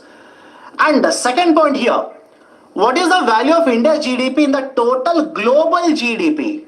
I hope you understand. What is the value of the India's GDP out of the total GDP in the global market? 3.5%. As per the latest estimates, it's around 3.5%. Done? Now you'll ask me, sir, what about PPP terms? What about PPP terms? What is India's ranking in terms of PPP? In terms of PPP, India's ranking is 3rd largest. India's ranking is 3rd largest. India's ranking is 3rd largest in case of PPP, and nominal, it's a 5th largest. Now come back to the question. India's GDP is the 5th largest economy in terms of GDP when measured in nominal terms. First statement is correct. The top 5 largest countries in terms of GDP account for over half of the global GDP. Right? A trend-based question, a factual-based question. Please have a look at it now. Let me know. 1, 2, 3, 4, 5, including India. Right? Don't you think all the 5 put together, they account for more than 50% of global GDP or not? I hope you understand. They account for more than 50% of global GDP or not? Of course, yes. 24 plus 19, 43. 43, 47 and 51. Here itself we can get. Of course, I am not adding the decimals. So top 5 largest countries in terms of GDP account for over half of the global GDP. Second statement is correct. India accounts for around 3.5% of global GDP. Third statement is also correct. All the 3 are correct. Right option for the question number 7 will be option C, 1, 2 and let me go to question number 8 now. Question number 8. Consider the following statements regarding inflation. Let's start. WPI has a higher weight for food commodities compared to CPI. Very, very straightforward, simple statement. Don't worry about first one. Most of you, I'm pretty sure, would have by-hearted the table of weightages under WPI as well as CPI. You will get to know the first statement. I'm more interested in the second statement. Narrowing gap between WPI and CPI may indicate that the impact of spillover effects may be nearing completion. Why? Right? What is the reason? What is the meaning of the statement in the first, right, in the first place, etc. Let's start now. WPI has a higher weight for food commodities compared to CPI. Let me see. Correct or wrong? Correct or wrong? No, it is wrong. WPI has a comparatively lower weightage for food commodities compared to CPI. For example, if you have by-hearted, you will know this. In case of CPI, the food and beverages has a weightage of around 46%. In case of CPI, the food and beverages has a weightage of around 46%. Whereas in case of WPI, it is the manufactured commodities which has the highest weightage, somewhere around 64 to 65%. Right? So in case of WPI, it is the manufactured commodities which has the highest weightage. In case of CPI, it is the food and beverages which has the highest weightage. First statement is wrong. Now come to the second statement. Narrowing gap between WPI and CPI may indicate that the impact of spillover effects may be nearing completion. Now what is this narrowing gap? First and foremost, what is this gap? How many of you have observed that WPI and CPI, whether it is the rate or the movement, etc., there is no synergy between both of them. There is no synergy between both of them. No synergy in the sense, both of them are moving in completely different directions altogether.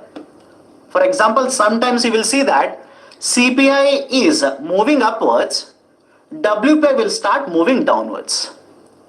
You will see CPI volatile like this, WPI remaining constant like this. Right? That has happened. Trust me, it has happened. What is the indication here? Indication is there is no convergence between both of them. Both are moving independent to each other. Both are moving independent to each other. This has happened. Please check the movement of both WPI and CPI. You will see that both are moving in altogether different directions. That is called as a divergence. Remember this. This is referred to as divergence. Why is there a divergence between both CPI and WPI? Why is there a divergence between both of them? Reason is very simple.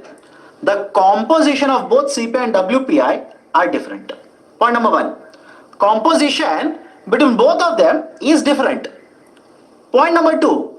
The base year for CPI is different. WPI is different. Right? Base year for both of them is different. Third, base effect for both of them could be different. Right? So these are some of the reasons why you will see that there is a divergence between both WPI as well as CPI. But one very important point here. Think of this and let me know. If WPI remains consistently very high, I hope you understand this. If WPI consistently remains very high, will there be a spillover effect into CPI or not? I'll repeat the statement again. If WPI, right, is consistently remaining very high, will there be a spillover? Spillover means impact upon CPI or not? Some of you will be confused. Sir, how? How do you say that if WPI remains higher, CPI will remain higher, will become higher? Reason is very simple. Let me take an example here. Imagine I'm a seller in the market. I'm selling it to you. You are a consumer. Retail market.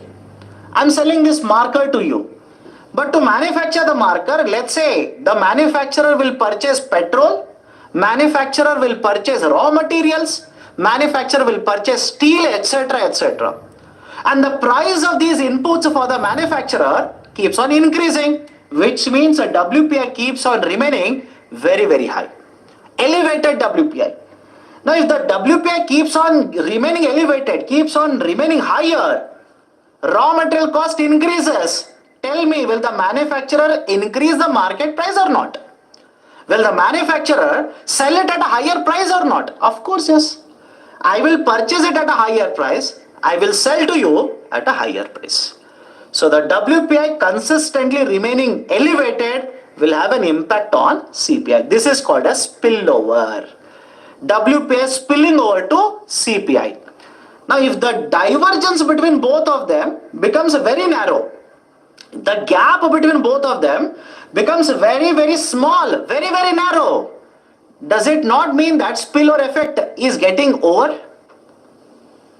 Is it okay? I'll repeat it again.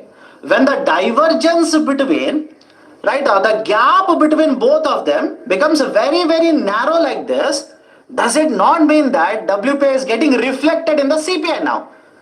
That is correct. So second statement is correct. So question number 8, first statement is wrong. Second statement is correct. Right option for the question will be option B, only 2. Okay, now question number 9. Choose the correct option. The inflation rate in an economy is very high. What policy should the central banker adopt in such a situation which gives a priority to controlling inflation? Think of it. Right, current affairs. Again, all these questions are related to current affairs only. Sir, when you say current affairs, where is it related? You tell me from last year May. From last year May, what has been RBI doing? Has RBI kept the interest rate stagnant? Has RBI kept on increasing interest rates or not? Right, so second one is correct. RBI has kept on increasing interest rates. Now, whenever you talk about the monetary policy, there is one concept called as stance of RBI. One is monetary policy. Second one is stance. What is the meaning of the stance here? Stance indicates what is likely to be done by RBI or the monetary policy committee in the next week or in the next monetary policy review. Is it okay? The monetary policy committee will give you information about stance. They will say calibrated tightening. They will say neutral stance. They'll say hawkish stance, dovish stance, etc. What does it indicate? It is an indicator of how is going to be the movement of interest rates, how likely it is going to happen in the next monetary policy review meeting. So the question is about monetary policy stance here. So inflation rate in the economy is high. What is the priority for the central banker here? The priority for the central banker is, right, the controlling of inflation. They want to control inflation. That's a priority for them. So when inflation rate is high, priority is controlling inflation. The banks or the central banks will adopt a stance called as hawkish stance. Hawkish stance. Right? What is the meaning of a hawkish stance? Likelihood that interest rates will increase. It's a likelihood that interest rates will be increased by, right, the RBI or the central banker. Right? So whenever interest rates will be increased, what is the impact? Don't you think when the interest rates will be increased, it will help RBI in controlling inflation? Right? In controlling inflation. What about neutral stance? What is the meaning of neutral stance? RBI or the Monetary Policy Committee is not saying anything. They are basically saying, let me come to the point. After 2 months again I'll come back. And at that point of time, whatever is the situation, based on that, I will take a decision. Neutral stance means RBI is not telling you whether they are going to increase or decrease. They will simply say, after 2 months, what will happen? I will tell you based on that. What about dovish stance? Dovish stance simply means reduce interest rates, increase money supply. Right? And obviously one more is a calibrated tightening. Calibrated tightening. Calibrated tightening simply means the interest rates will be increased. Interest rates will be increased to reduce the money supply in the economy. So question number 9, right option is option B here. Let me go to question number 10. Which of the following may contribute to cost push inflation? Which of the following may contribute to cost push inflation. Now, one of them I've taken as a current affairs concept, and in recent times there has been issue of the cost push inflation in the domestic market. Now, let's start. What is this idea of a cost push inflation? Whenever you talk about inflation, there are two types. One is a demand pull inflation. One is demand pull inflation. And the second one is cost push inflation. Second one is cost push inflation. Demand pull, cost push. Now, what is the basic idea? Whenever supply side factors, remember this term, whenever supply side factors will contribute to inflation, that is called as cost push inflation. I'll repeat it. Whenever supply side factors will contribute to inflation, that is called as cost push inflation. Whenever demand side factors will contribute to inflation, it is called as a demand pull inflation. Let me give you examples. Imagine all of us in India will get a job or our salaries will be increased.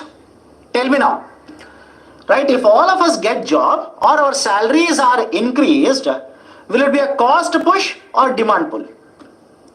Right? If all of us get increments, will it be a cost push or demand pull? It will be a demand pull.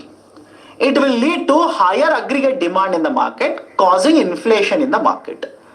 On the other side, let's say the raw material cost increases. The cost of technology for the manufacturer increases, or the GST rate is increased by the government, etc. All of them, don't you think, are supply side factors? And when supply side factors contribute to inflation, that is called as a cost push inflation. Now come to the question here. Please have a look at it. Which of the following may contribute to cost push inflation? Higher crude oil prices. Has it happened in the last 1 year or not? Right, or let's say since the onset of the pandemic, and even in the last 1.5 months, with OPEC deciding to cut the production, has the crude oil prices increased or not? Of course, yes. And if the crude oil prices increases, will it cause inflation in India? Answer is yes again. Answer is simply yes. Why? Around 85% of the crude oil requirement in the domestic market is imported. It is imported into India. And when you have so much of import dependence and the price of the crude oil in the international market goes up, automatically it will add to cost push inflation. Second one, rising temperatures. Sir, why have written rising temperature? I don't think so that will contribute to inflation. My dear, it will contribute. There is a reason why I have written rising temperature here. Why? How many of you have read regarding wheat production in the domestic market? Right? The wheat production in the domestic market. One of the reasons why wheat production has been affected is the rise in the temperature. The average rise in the temperature, which has affected the yield rate, which has affected the production of wheat. Again, whether it is going to cause or not, you don't worry. But can it be a cause or not? Of course, yes. Supply will come down compared to the demand, market prices will go up. In fact, in the last couple of months, cereal inflation rates has been higher. Please remember this. Cereal inflation rate has been higher in recent times in the domestic market. It's a cause of concern. Rising temperatures, can it contribute to cost push? Yes. Third one, rising fodder prices connected to milk. Sir, how fodder prices will contribute to higher milk in the price? Fodder is a very important raw material. In simple terms, when I say raw materials, what do you feed cattle? Tell me. Right? What will you feed the cattle? Of course, fodder. If the price of the fodder goes up, cost of production of the milk automatically goes up. In fact, as per Government of India, right, as per Government of India, around 65 to 70% of the cost of producing a milk is because of cost of the fodder. And very recent in case of India, we are experiencing even fodder inflation. Remember this. We are experiencing fodder inflation. So many types of inflation. Please remember all of them. Fodder inflation, food inflation, cereal inflation, core inflation, headline inflation. So many types of inflations. So rising fodder prices, of course, yes, that will contribute to higher cost of production. And finally, duty-free imports of edible oil. Duty-free imports of edible oil. Right? If Government of India will allow the duty-free imports of edible oil, don't you think the supply of edible oil in the domestic market will increase and the cost will also be lower? Will it contribute to inflation? No, it will help in cooling of the inflation. It will help in reducing the inflation rate. Right? So 1, 2 and 3 will contribute, right? Will contribute to inflation, cost push, and third one will help us in controlling inflation. Right? So right option for the question will be option C here. Option C is the right option for the question number 10. Done? Question number 11. Which of the following are the outcomes of higher inflation? Imagine there is a higher inflation in the market. Which of the following are the outcomes of it? A result of it. Let's start. Export competitiveness will increase. How many of you believe that if India experiences higher inflation, exports will become more competitive? No. Export competitiveness because of higher inflation rate will go down. Always remember this. Export competitiveness will go down. It will not increase. Right? Second one, will attract high foreign investments. Correct? Right? If India experiences a very high rate of inflation, will the foreign investors be interested in investing in India? Let me connect it to current affairs. What was the inflation rate in Sri Lanka? What was the inflation rate in Pakistan? 25%, 28%, etc., etc. So when the inflation rates are very, very high, right, please understand foreign investors are not interested in such country. Right? So second one, no. Third one, increases purchasing power. Increases the purchasing power. When the inflation rate is higher, it will reduce the purchasing power rather than increasing the purchasing power. Right? So third one, right, basically it will reduce the purchasing power, not increase. Lowering real rate of returns. Lowering of real rate of returns. Actually, the fourth option is the right one, or the fourth statement is the right one. Option A is the right one. How? Let me show it to you. What is this idea of a real rate of returns? Imagine you have 100 rupees. You have 100 rupees. You will take it to a bank. You will deposit in a bank, and the bank manager says, "Sir, thank you so much. I will give you 5% rate of interest on it." 5% rate of interest. After 1 year, you will have 100 rupee plus 5 rupee. But at the same point of time, during the same period, the basket of commodities which costed you 100 now will become, let's say, 107 rupees. Tell me now, the basket of goods which costed you 100 rupees in 1 year will become 107. What is the inflation rate? Inflation rate is 7%. So you are earning 5%. Inflation rate is 7%. Do you think you are making good amount of returns in the market here? Think of it. Do you think you are going to make good amount of returns in this market? Absolutely no. Right? You will not make good returns. In fact, what has happened here is inflation has not only negated your interest rate, it has basically negated interest rate. You are going to pay more money from your pocket to purchase the same set of goods and services now. That's the reason whenever inflation rate is very high, inflation rate, when it is higher, it will reduce real rate of returns. It will reduce the real rate of returns. Right? So lowering of real rate of returns is the right statement. Right option for question number 11 will be option A, only 4. Okay. Question number 12. Question number 12. Which of the following publishes World Food Index? Straightforward question, but let me add certain concepts here.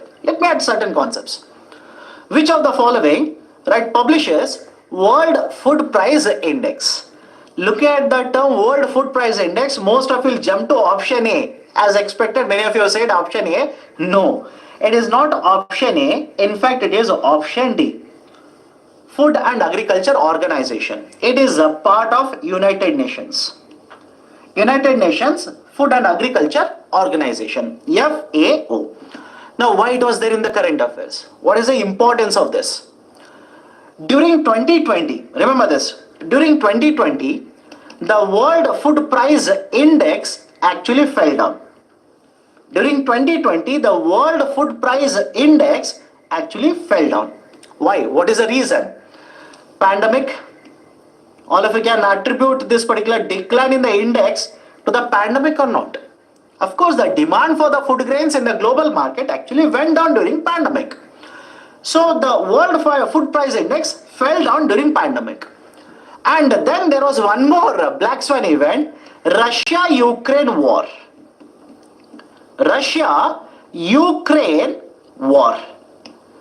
Because of Russia-Ukraine war, the World Food Price Index actually went up. World Food Price Index actually went up, increased to more than 100 units. And that is not good. Why? Generally, what does it represent? What does it represent is basically that the prices of these commodities in the international market is going up. It is going up. And when the prices will keep on increasing, it simply means there is an issue related to food security. I hope you understand. There is an issue related to food security. Because there are many other countries, especially some of these African countries, which are import dependent, right? Which are import dependent. And when there is a increased index, World Food Price Index keeps on increasing like this, it simply means these countries now will be facing the shortage, will be facing the issue of food security. So the United Nations Food Agriculture Organization, FAO, publishes World Food Price Index, and this is done every month. Every month in the newspaper, you will come across what is happening to World Food Price Index. Now, if directly written World Food Price Index, UPSC, if they want to confuse you, they'll simply replace the term World Food Price Index with FFPI. FFPI. Some of you will be confused right now. Sir, you have written World Food Price Index. The short form should be WFPI. But what you have written is FFPI. Please check. Absolutely no. Instead of the term world, I have written FAO Food Price Index. FAO Food Price Index. And this FAO Food Price Index in short is written as FFPI. So please be very careful. In the last 1.5 years, lot of discussion has been happening regarding the World Food Price Index, right? Please be very careful. Question can be asked from here. Okay. Now, question number 13. Consider the following statements regarding disinflation. Consider the statements regarding disinflation. Now, many of you will be confused regarding the term disinflation itself. Let me start. Let me explain. Don't worry. First statement. The contractionary monetary policy or fiscal policy may cause a disinflation.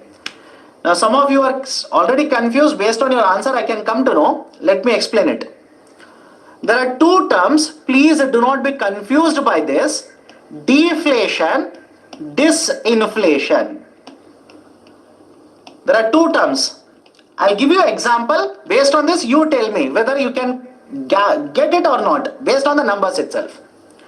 Let's say for a basket of commodities, price is 100. The price will fall down to 90 rupees. After 1 year, price will fall down to, let's say, 83 rupees. The price will fall down to, let's say, 71 rupees, etc. disinflation for a basket of commodities. For a basket of commodities, price is 100.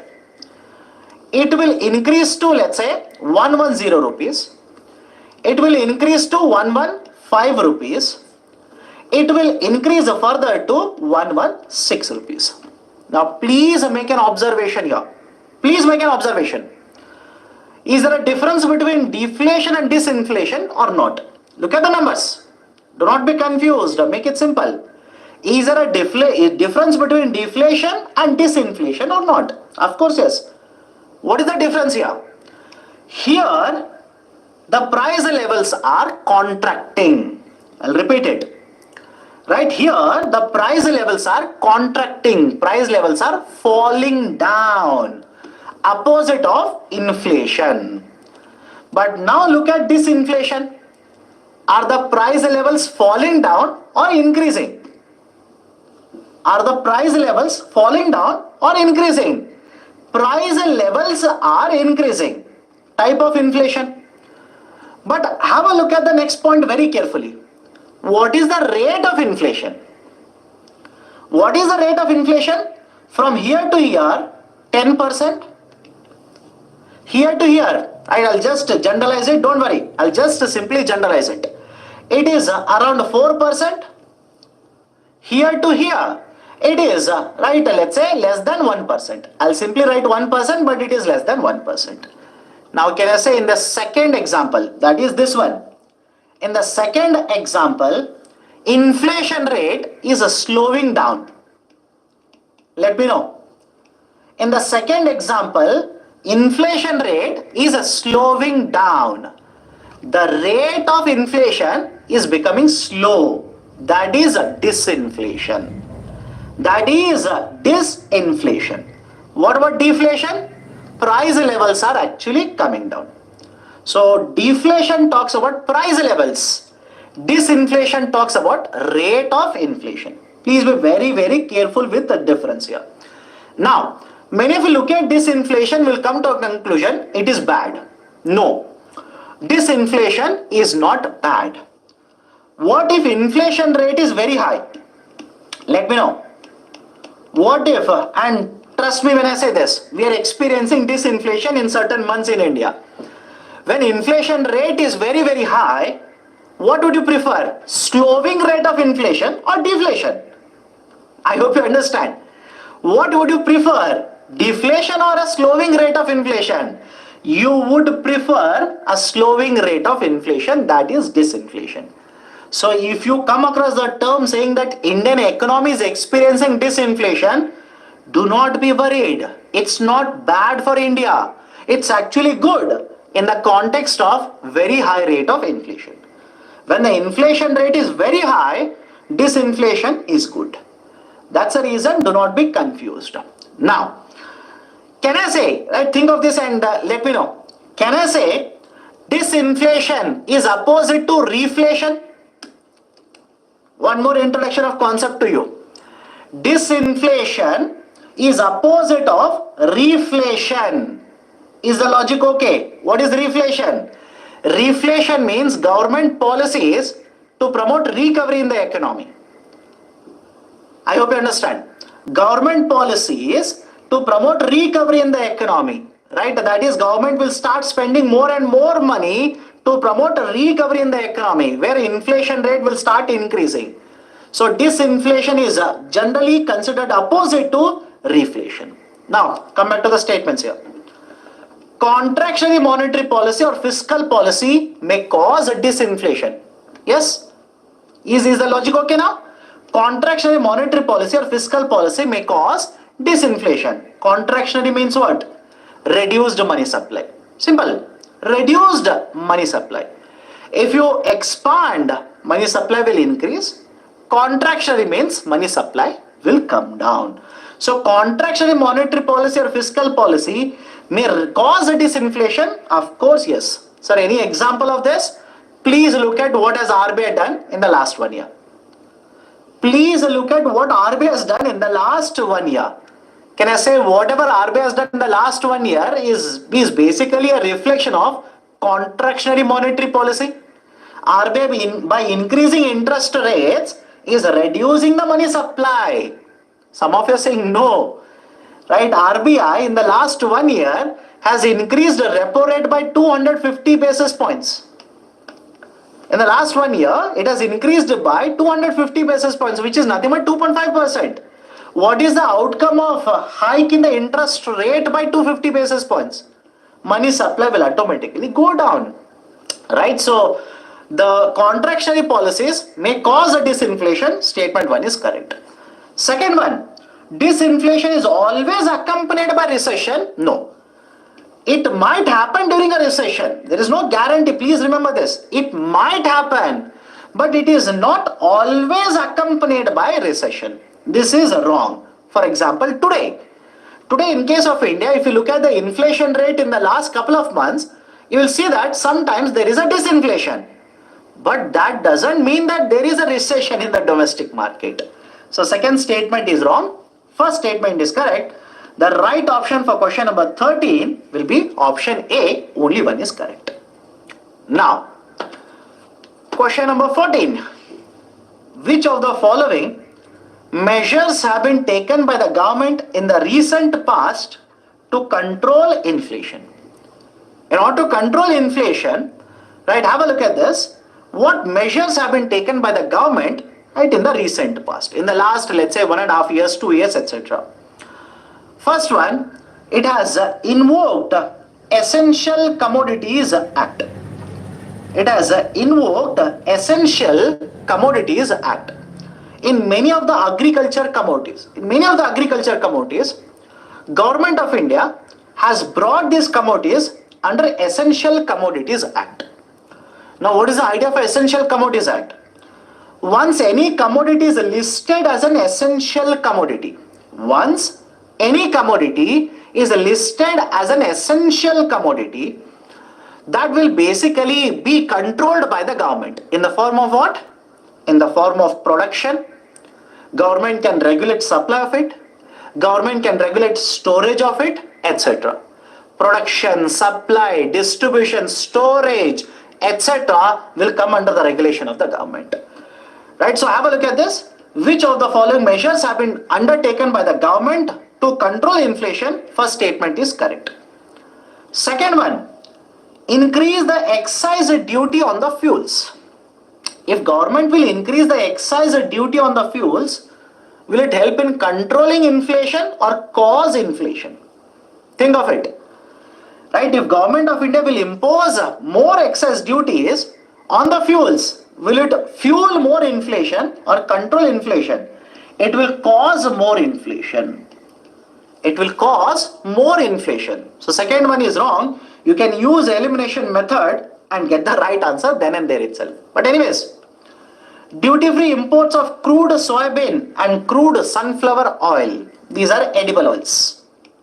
These are edible oils. Government of India in fact has allowed duty-free imports of crude soybean and crude sunflower oil. Why? In the domestic market, in certain time period, the prices of edible oils was very high. And just like crude oil, we also import a lot of edible oils. And we import a lot of edible oils. If Government of India has a very high rate of taxation of imports, if the import duties are very high, automatically imports will become more costly. Already the prices of the edible oils in the domestic market are higher. It will contribute to inflation. So what has the Government of India done? Government of India has reduced the duty on these imports, has made it duty free so that the imports will become cheaper, control inflation. Okay, so third one, correct. Export limits on sugar. Has it been done by the government or not? There is a term under WTO called as quota. Let me know how many of you know this term. Quota. There is a term under WTO called as quota. Quota, you generally come across the concept of trade barriers. You'll come across the term called as a trade barrier, and within the trade barriers, you generally divide these trade barriers into two types. One is called as a tariff and the other one is called as a non-tariff. One is a tariff and the other one is non-tariff. The concept of quota comes under non-tariff. Concept of quota comes under non-tariff barrier. Done? Right, so have a look at this very carefully. The export limits on sugar, it's nothing but application of quota. Right, and when government will impose export limits on the sugar, will it not reduce the export of sugar, thereby increasing the supply of sugar in the domestic market, controlling the prices? Fourth one is correct. Increase the subsidy on fertilizer and LPG under Ujjwala Yojana. Fifth one is also correct. Right, fifth one is also correct. In fact, as a best example, urea fertilizer. Urea fertilizer, if the government had not increased the subsidy on urea, or for that matter even diammonium phosphate, the market prices of these fertilizers could have been very, very high. Could have been very, very high.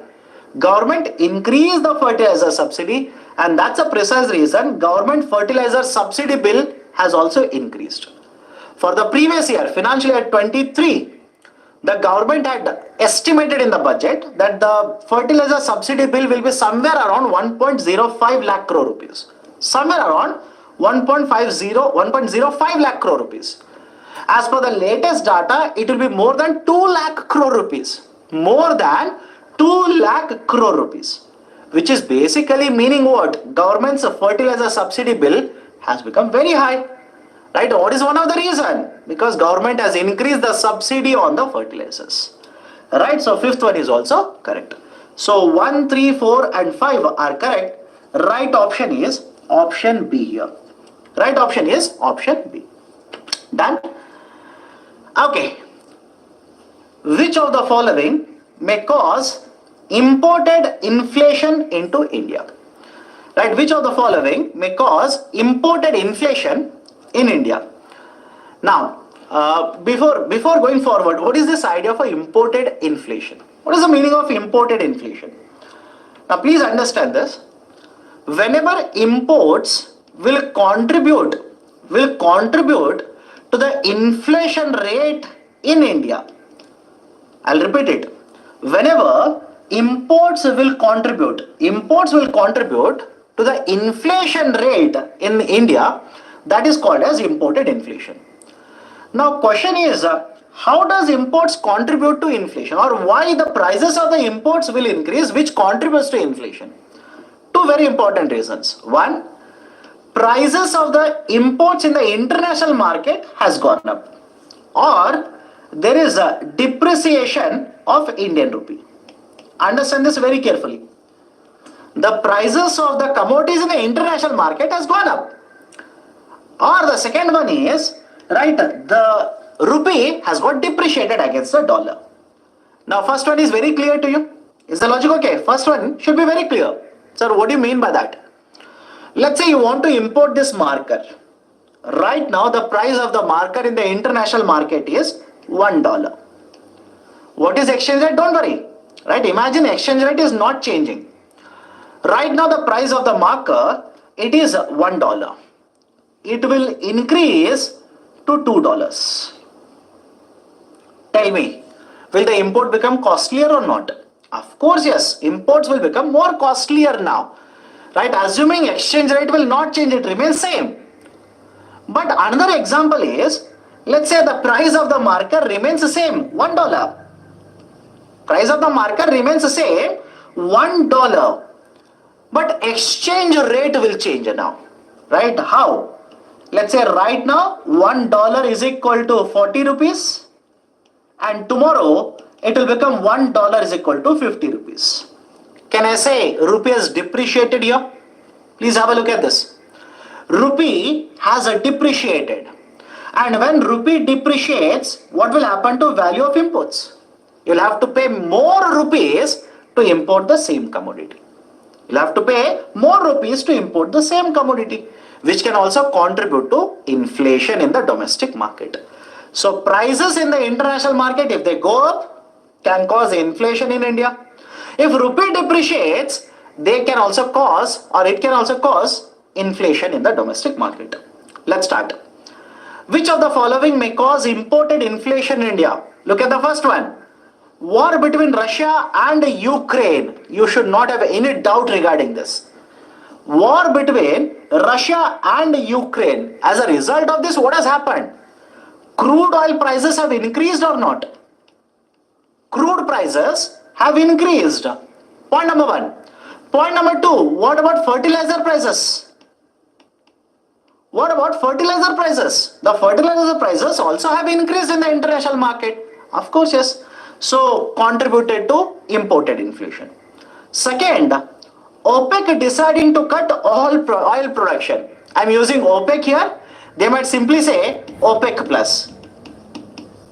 Right? Yes. Either OPEC cuts or OPEC plus cuts, supply will come down, and when supply will come down, automatically price in the international market will go up. Third one is tricky. Let me see. Federal tapering. Federal tapering may cause imported inflation in India. Statement is correct. But what is the idea? How federal tapering can cause imported inflation or may contribute to imported India? Let me explain this. Federal tapering simply means the Federal Reserve, that is the central banker of USA, increases interest rates. Just like we have repo in India, there is one rate of interest in USA, Federal Funds Rate, FFR, Federal Funds Rate. And always remember this, just take it as granted like this. When interest rates in developed countries such as USA will start going up, you will observe outflow of capital from India. There will be flight of the capital. There will be flight of capital from India. From India, capital will start flowing to USA. Now, when the capital will go out of India, that is foreign investors will simply sell rupees, right? Look at the transaction. They will simply sell rupees and purchase dollars. So, rupee supply will start increasing. When rupee supply will start increasing, what will happen to rupee value? Rupee will start depreciating. Any problem here? I'll repeat it again. Right, the foreign investors will sell rupees and purchase dollars. So supply of rupee increases, value should automatically go down. And as a result of this, rupee will depreciate. Now you tell me, if rupee depreciates, will it contribute to inflation in India or not? Answer is yes. So third one, federal tapering can also contribute to imported inflation in India. Okay, it will contribute or it will be a cause of imported inflation in India. So 1, 2 and 3 are correct. Right option is option D here. Option D, 1, 2 and 3. Done? Now before going forward to question number 16, any doubts so far? Let me know. Any doubts so that I can go forward? Anybody has doubt regarding whatever has been discussed so far?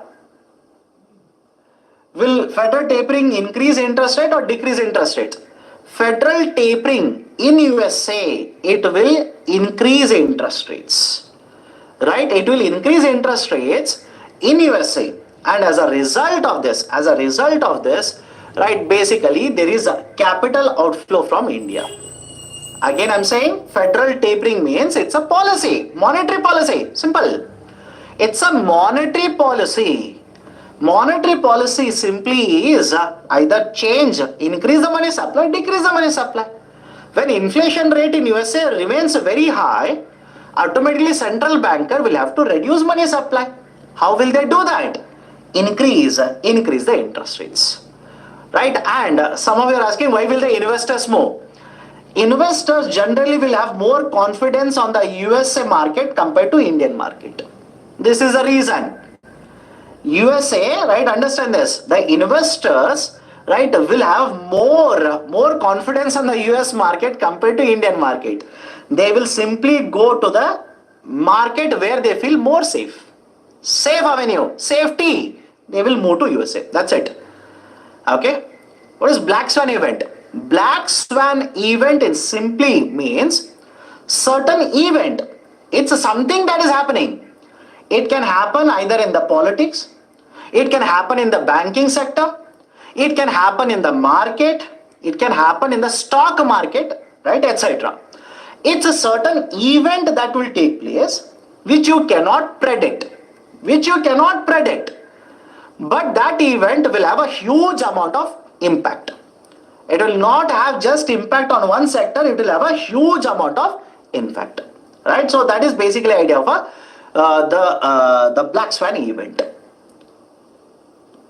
Okay, let me go to the question number 60 now. Okay, consider the following regarding the MPC, Monetary Policy Committee, and there is a reason why I have picked up this question. Let's start.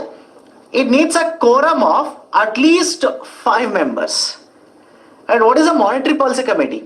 Please remember this. Until very recently, that is before we introduce the concept of the targeting of inflation or inflation targeting, the argument was earlier in the Monetary Policy Committee, 5 members used to be there. 5 people. All the 5 people came from RBI. All were from RBI. Right, but after this what has happened is, government introduced the concept of Monetary Policy Framework Agreement, MPFA, Monetary Policy Framework Agreement. And under the Monetary Policy Framework Agreement, we made the composition to 6. We changed the composition to 6 members. But please remember this, the number did not change. Composition changed. What is the composition now? Now 3 members will be from RBI, Reserve Bank of India, and 3 experts who are appointed by Government of India. 3 will be the experts who are appointed by Government of India. So these 6 members now should meet at least 4 times in a year. Right, to decide what will happen to monetary policy. Monetary policy. That is, should we increase interest rate? Should we reduce the interest rate, etc. Now, consider the following statements. The Monetary Policy Committee requires a quorum of at least 5 members. Wrong. It requires quorum of at least 4 members. Remember this. It requires a quorum of at least 4 members. Second one, it needs to meet at least once every 2 months. Please be very careful here. Most of you looking at the statement will feel, yes sir, it is correct. I hope you understand. Most of you will feel, yes, it is correct. Why? You would have read in the newspaper, once every 2 months, the RBI will meet. Monetary Policy Committee will meet. But that is wrong. Why? RBI says, or the Monetary Policy Committee says, we will meet once every 2 months. That is basically bi-monthly monetary policy. Right now we are following a concept of bi-monthly monetary policy. Bi-monthly means what? Once every 2 months. And this was recommended by Urjit Patel Committee. But as per Monetary Policy Framework Agreement, are they supposed to meet once every 2 months? No. They are supposed to meet at least 4 times in a year. That is the law now. Please remember this. Why MPFA, Monetary Policy Framework Agreement, was introduced after amending RBI. So as per the MPFA, they are supposed to meet at least 4 times in a year. There is no guarantee they should meet, or there is no mandate that they should meet every 2 months. They are supposed to meet at least 4 times. Right, so second statement, wrong. Third one, recommendation of MPC was given by FSLRC. One more acronym. FSLRC stands for Financial Sector Legislative Reforms Committee. I'll repeat it. Right, FSLRC, Financial Sector Legislative Reforms Committee. Right, and one more name for this is Shri Krishna Committee. Remember this, Shri Krishna Committee. Now, the statement is correct. The recommendation of MPC was given by FSLRC. Right, 1 and 2 are wrong. Third statement is correct. You are supposed to find which of the above statements are not correct or incorrect.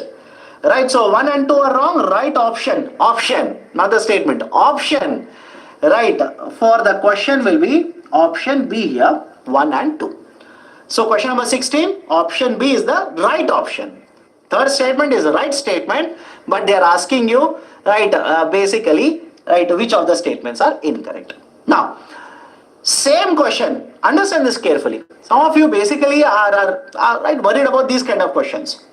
Some of you are basically saying, sir, these are very simple questions. My dear, same question, can we change the difficulty level? I will not change the statement. I will change the options. I'll simply change the options. How many of the above statements are correct, I'll say. How many of the above statements are correct? Only one statement, 2 statements, 3 statements, right, or none of the above. So please be very careful, that tendency has increased now. I hope you're basically observing the kind of question papers. Earlier, straightforward questions were asked like this. But sometimes now, very recently, this trend has increased. UPSC has started asking questions like this. Rather than giving you directly 1 is correct, 1 and 2 are correct, right, etc., they will give you 1 statement is correct, 2 statements are correct, 3 statements are correct, etc. Right, so please be very careful. Same question, difficulty level can be increased. Now, before I go forward, I hope you are enjoying these sessions, right, especially all the other initiatives that we have started to help you in clearing the civil services preliminary examination. Just a point to mention, note here, the new initiative has started now, Target Prelims 2023 has started. This will continue for the next 21 days. This, apart from today, next 21 days, the initiative will continue.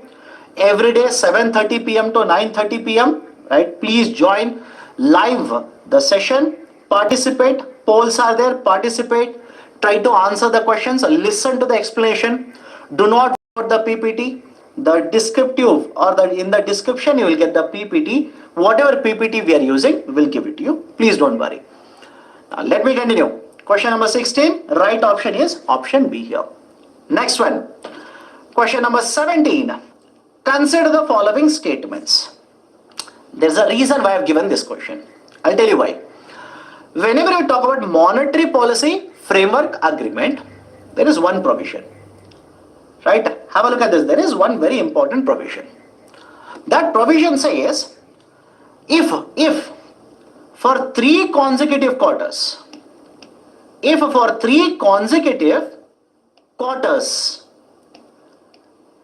inflation remains beyond the target, I'll repeat the statement here. For 3 consecutive quarters, if inflation remains beyond the target, what is the target under the inflation or under the inflation targeting? RBI has to maintain inflation rate at 4%. Right? Have a look at this. They can allow the inflation rate to reach up to 6%, maximum 6%, and lowest 2%. Maximum 6%, lowest 2%, 4% plus or minus 2%. For 3 consecutive quarters, if the inflation remains above 6% or falls below 2%, then the provision says RBI has to give an explanation to Government of India. This was there in the newspaper. RBI has to give an explanation to Government of India. What is the explanation here? What is the explanation? Explanation is simple. RBI has to tell what is the reason why inflation rate is higher. Second, what reforms or what measures are being taken by RBI to bring it under control. And the third one, within what time period inflation will be controlled. Right? This is very important provision. Why? You don't have to by heart it, but please make a note here. From the month of January 2022 till October 2022. Right? Remember this. From month of January 2022 to October 2022. What was the inflation rate in India? Please do not by heart the numbers. Inflation rate has been above 6%. Inflation rate consistently has remained above 6%. Right now, are we not looking at this provision then? Are we not looking at the provision? The provision which says if inflation rate for 3 consecutive quarters, and 3 consecutive quarters in terms of months is how much? 9 months. This is for those people who are wondering as well as wandering, right? What is the connection between 3 consecutive quarters and January to October? January 10 months, right? 3 consecutive quarters means 9 months. So for 10 months, inflation rate in India has consistently remained above 6%. So this provision came into action, and that's the reason. Please have a look at it. Section 45ZN of RBI Act 1934 discuss the duty of RBI in case of failure of maintaining inflation rate. Statement 1 is correct. Please buy at this number. Please buy at this number, section 45ZN. In case RBI is not able to control inflation, this is one which will come into activation. Second statement. The report or the note submitted by RBI governor in case of failure to maintain inflation rate must be discussed and voted in the parliament. Very, very tricky statement. Very tricky statement. Most of you would feel, yes, this is rational. They should discuss that in the parliament. They should also vote upon this document in the parliament. No. There is no such regulation. There is no such regulation. Please remember this. RBI clearly has stated, even the finance minister has stated, what section 45 says is, RBI has to give report to government. That's it. What does the government do with that? It is left to the prerogative, power of the government. Right? Entirely the government's decision. And that's a precise reason. Despite having inflation rate above 6% for consecutive 10 months, RBI submitting the report to the government has not made the report public. Government has not made the report public. So second statement is wrong. First statement is correct. Right option for question number 17 is option A. Only one is correct. You are supposed to find which is correct here. Question number 18. Consider the following statements regarding the Essential Commodities Act. Already we have discussed, just let's go through this. Section 2A states that an essential commodity means a commodity specified in the schedule of the Act. We have written this statement. By the way, it's a factual statement. Many of you will be confused. Sir, when you say a commodity is essential commodity, how do you define what is essential commodity? Under the Essential Commodities Act of 1955, ECA 1955, there is no definition given for a commodity which is essential. What the Act simply says, is government will decide which is essential, which is not essential. I'll repeat the statement. Government shall decide which is essential,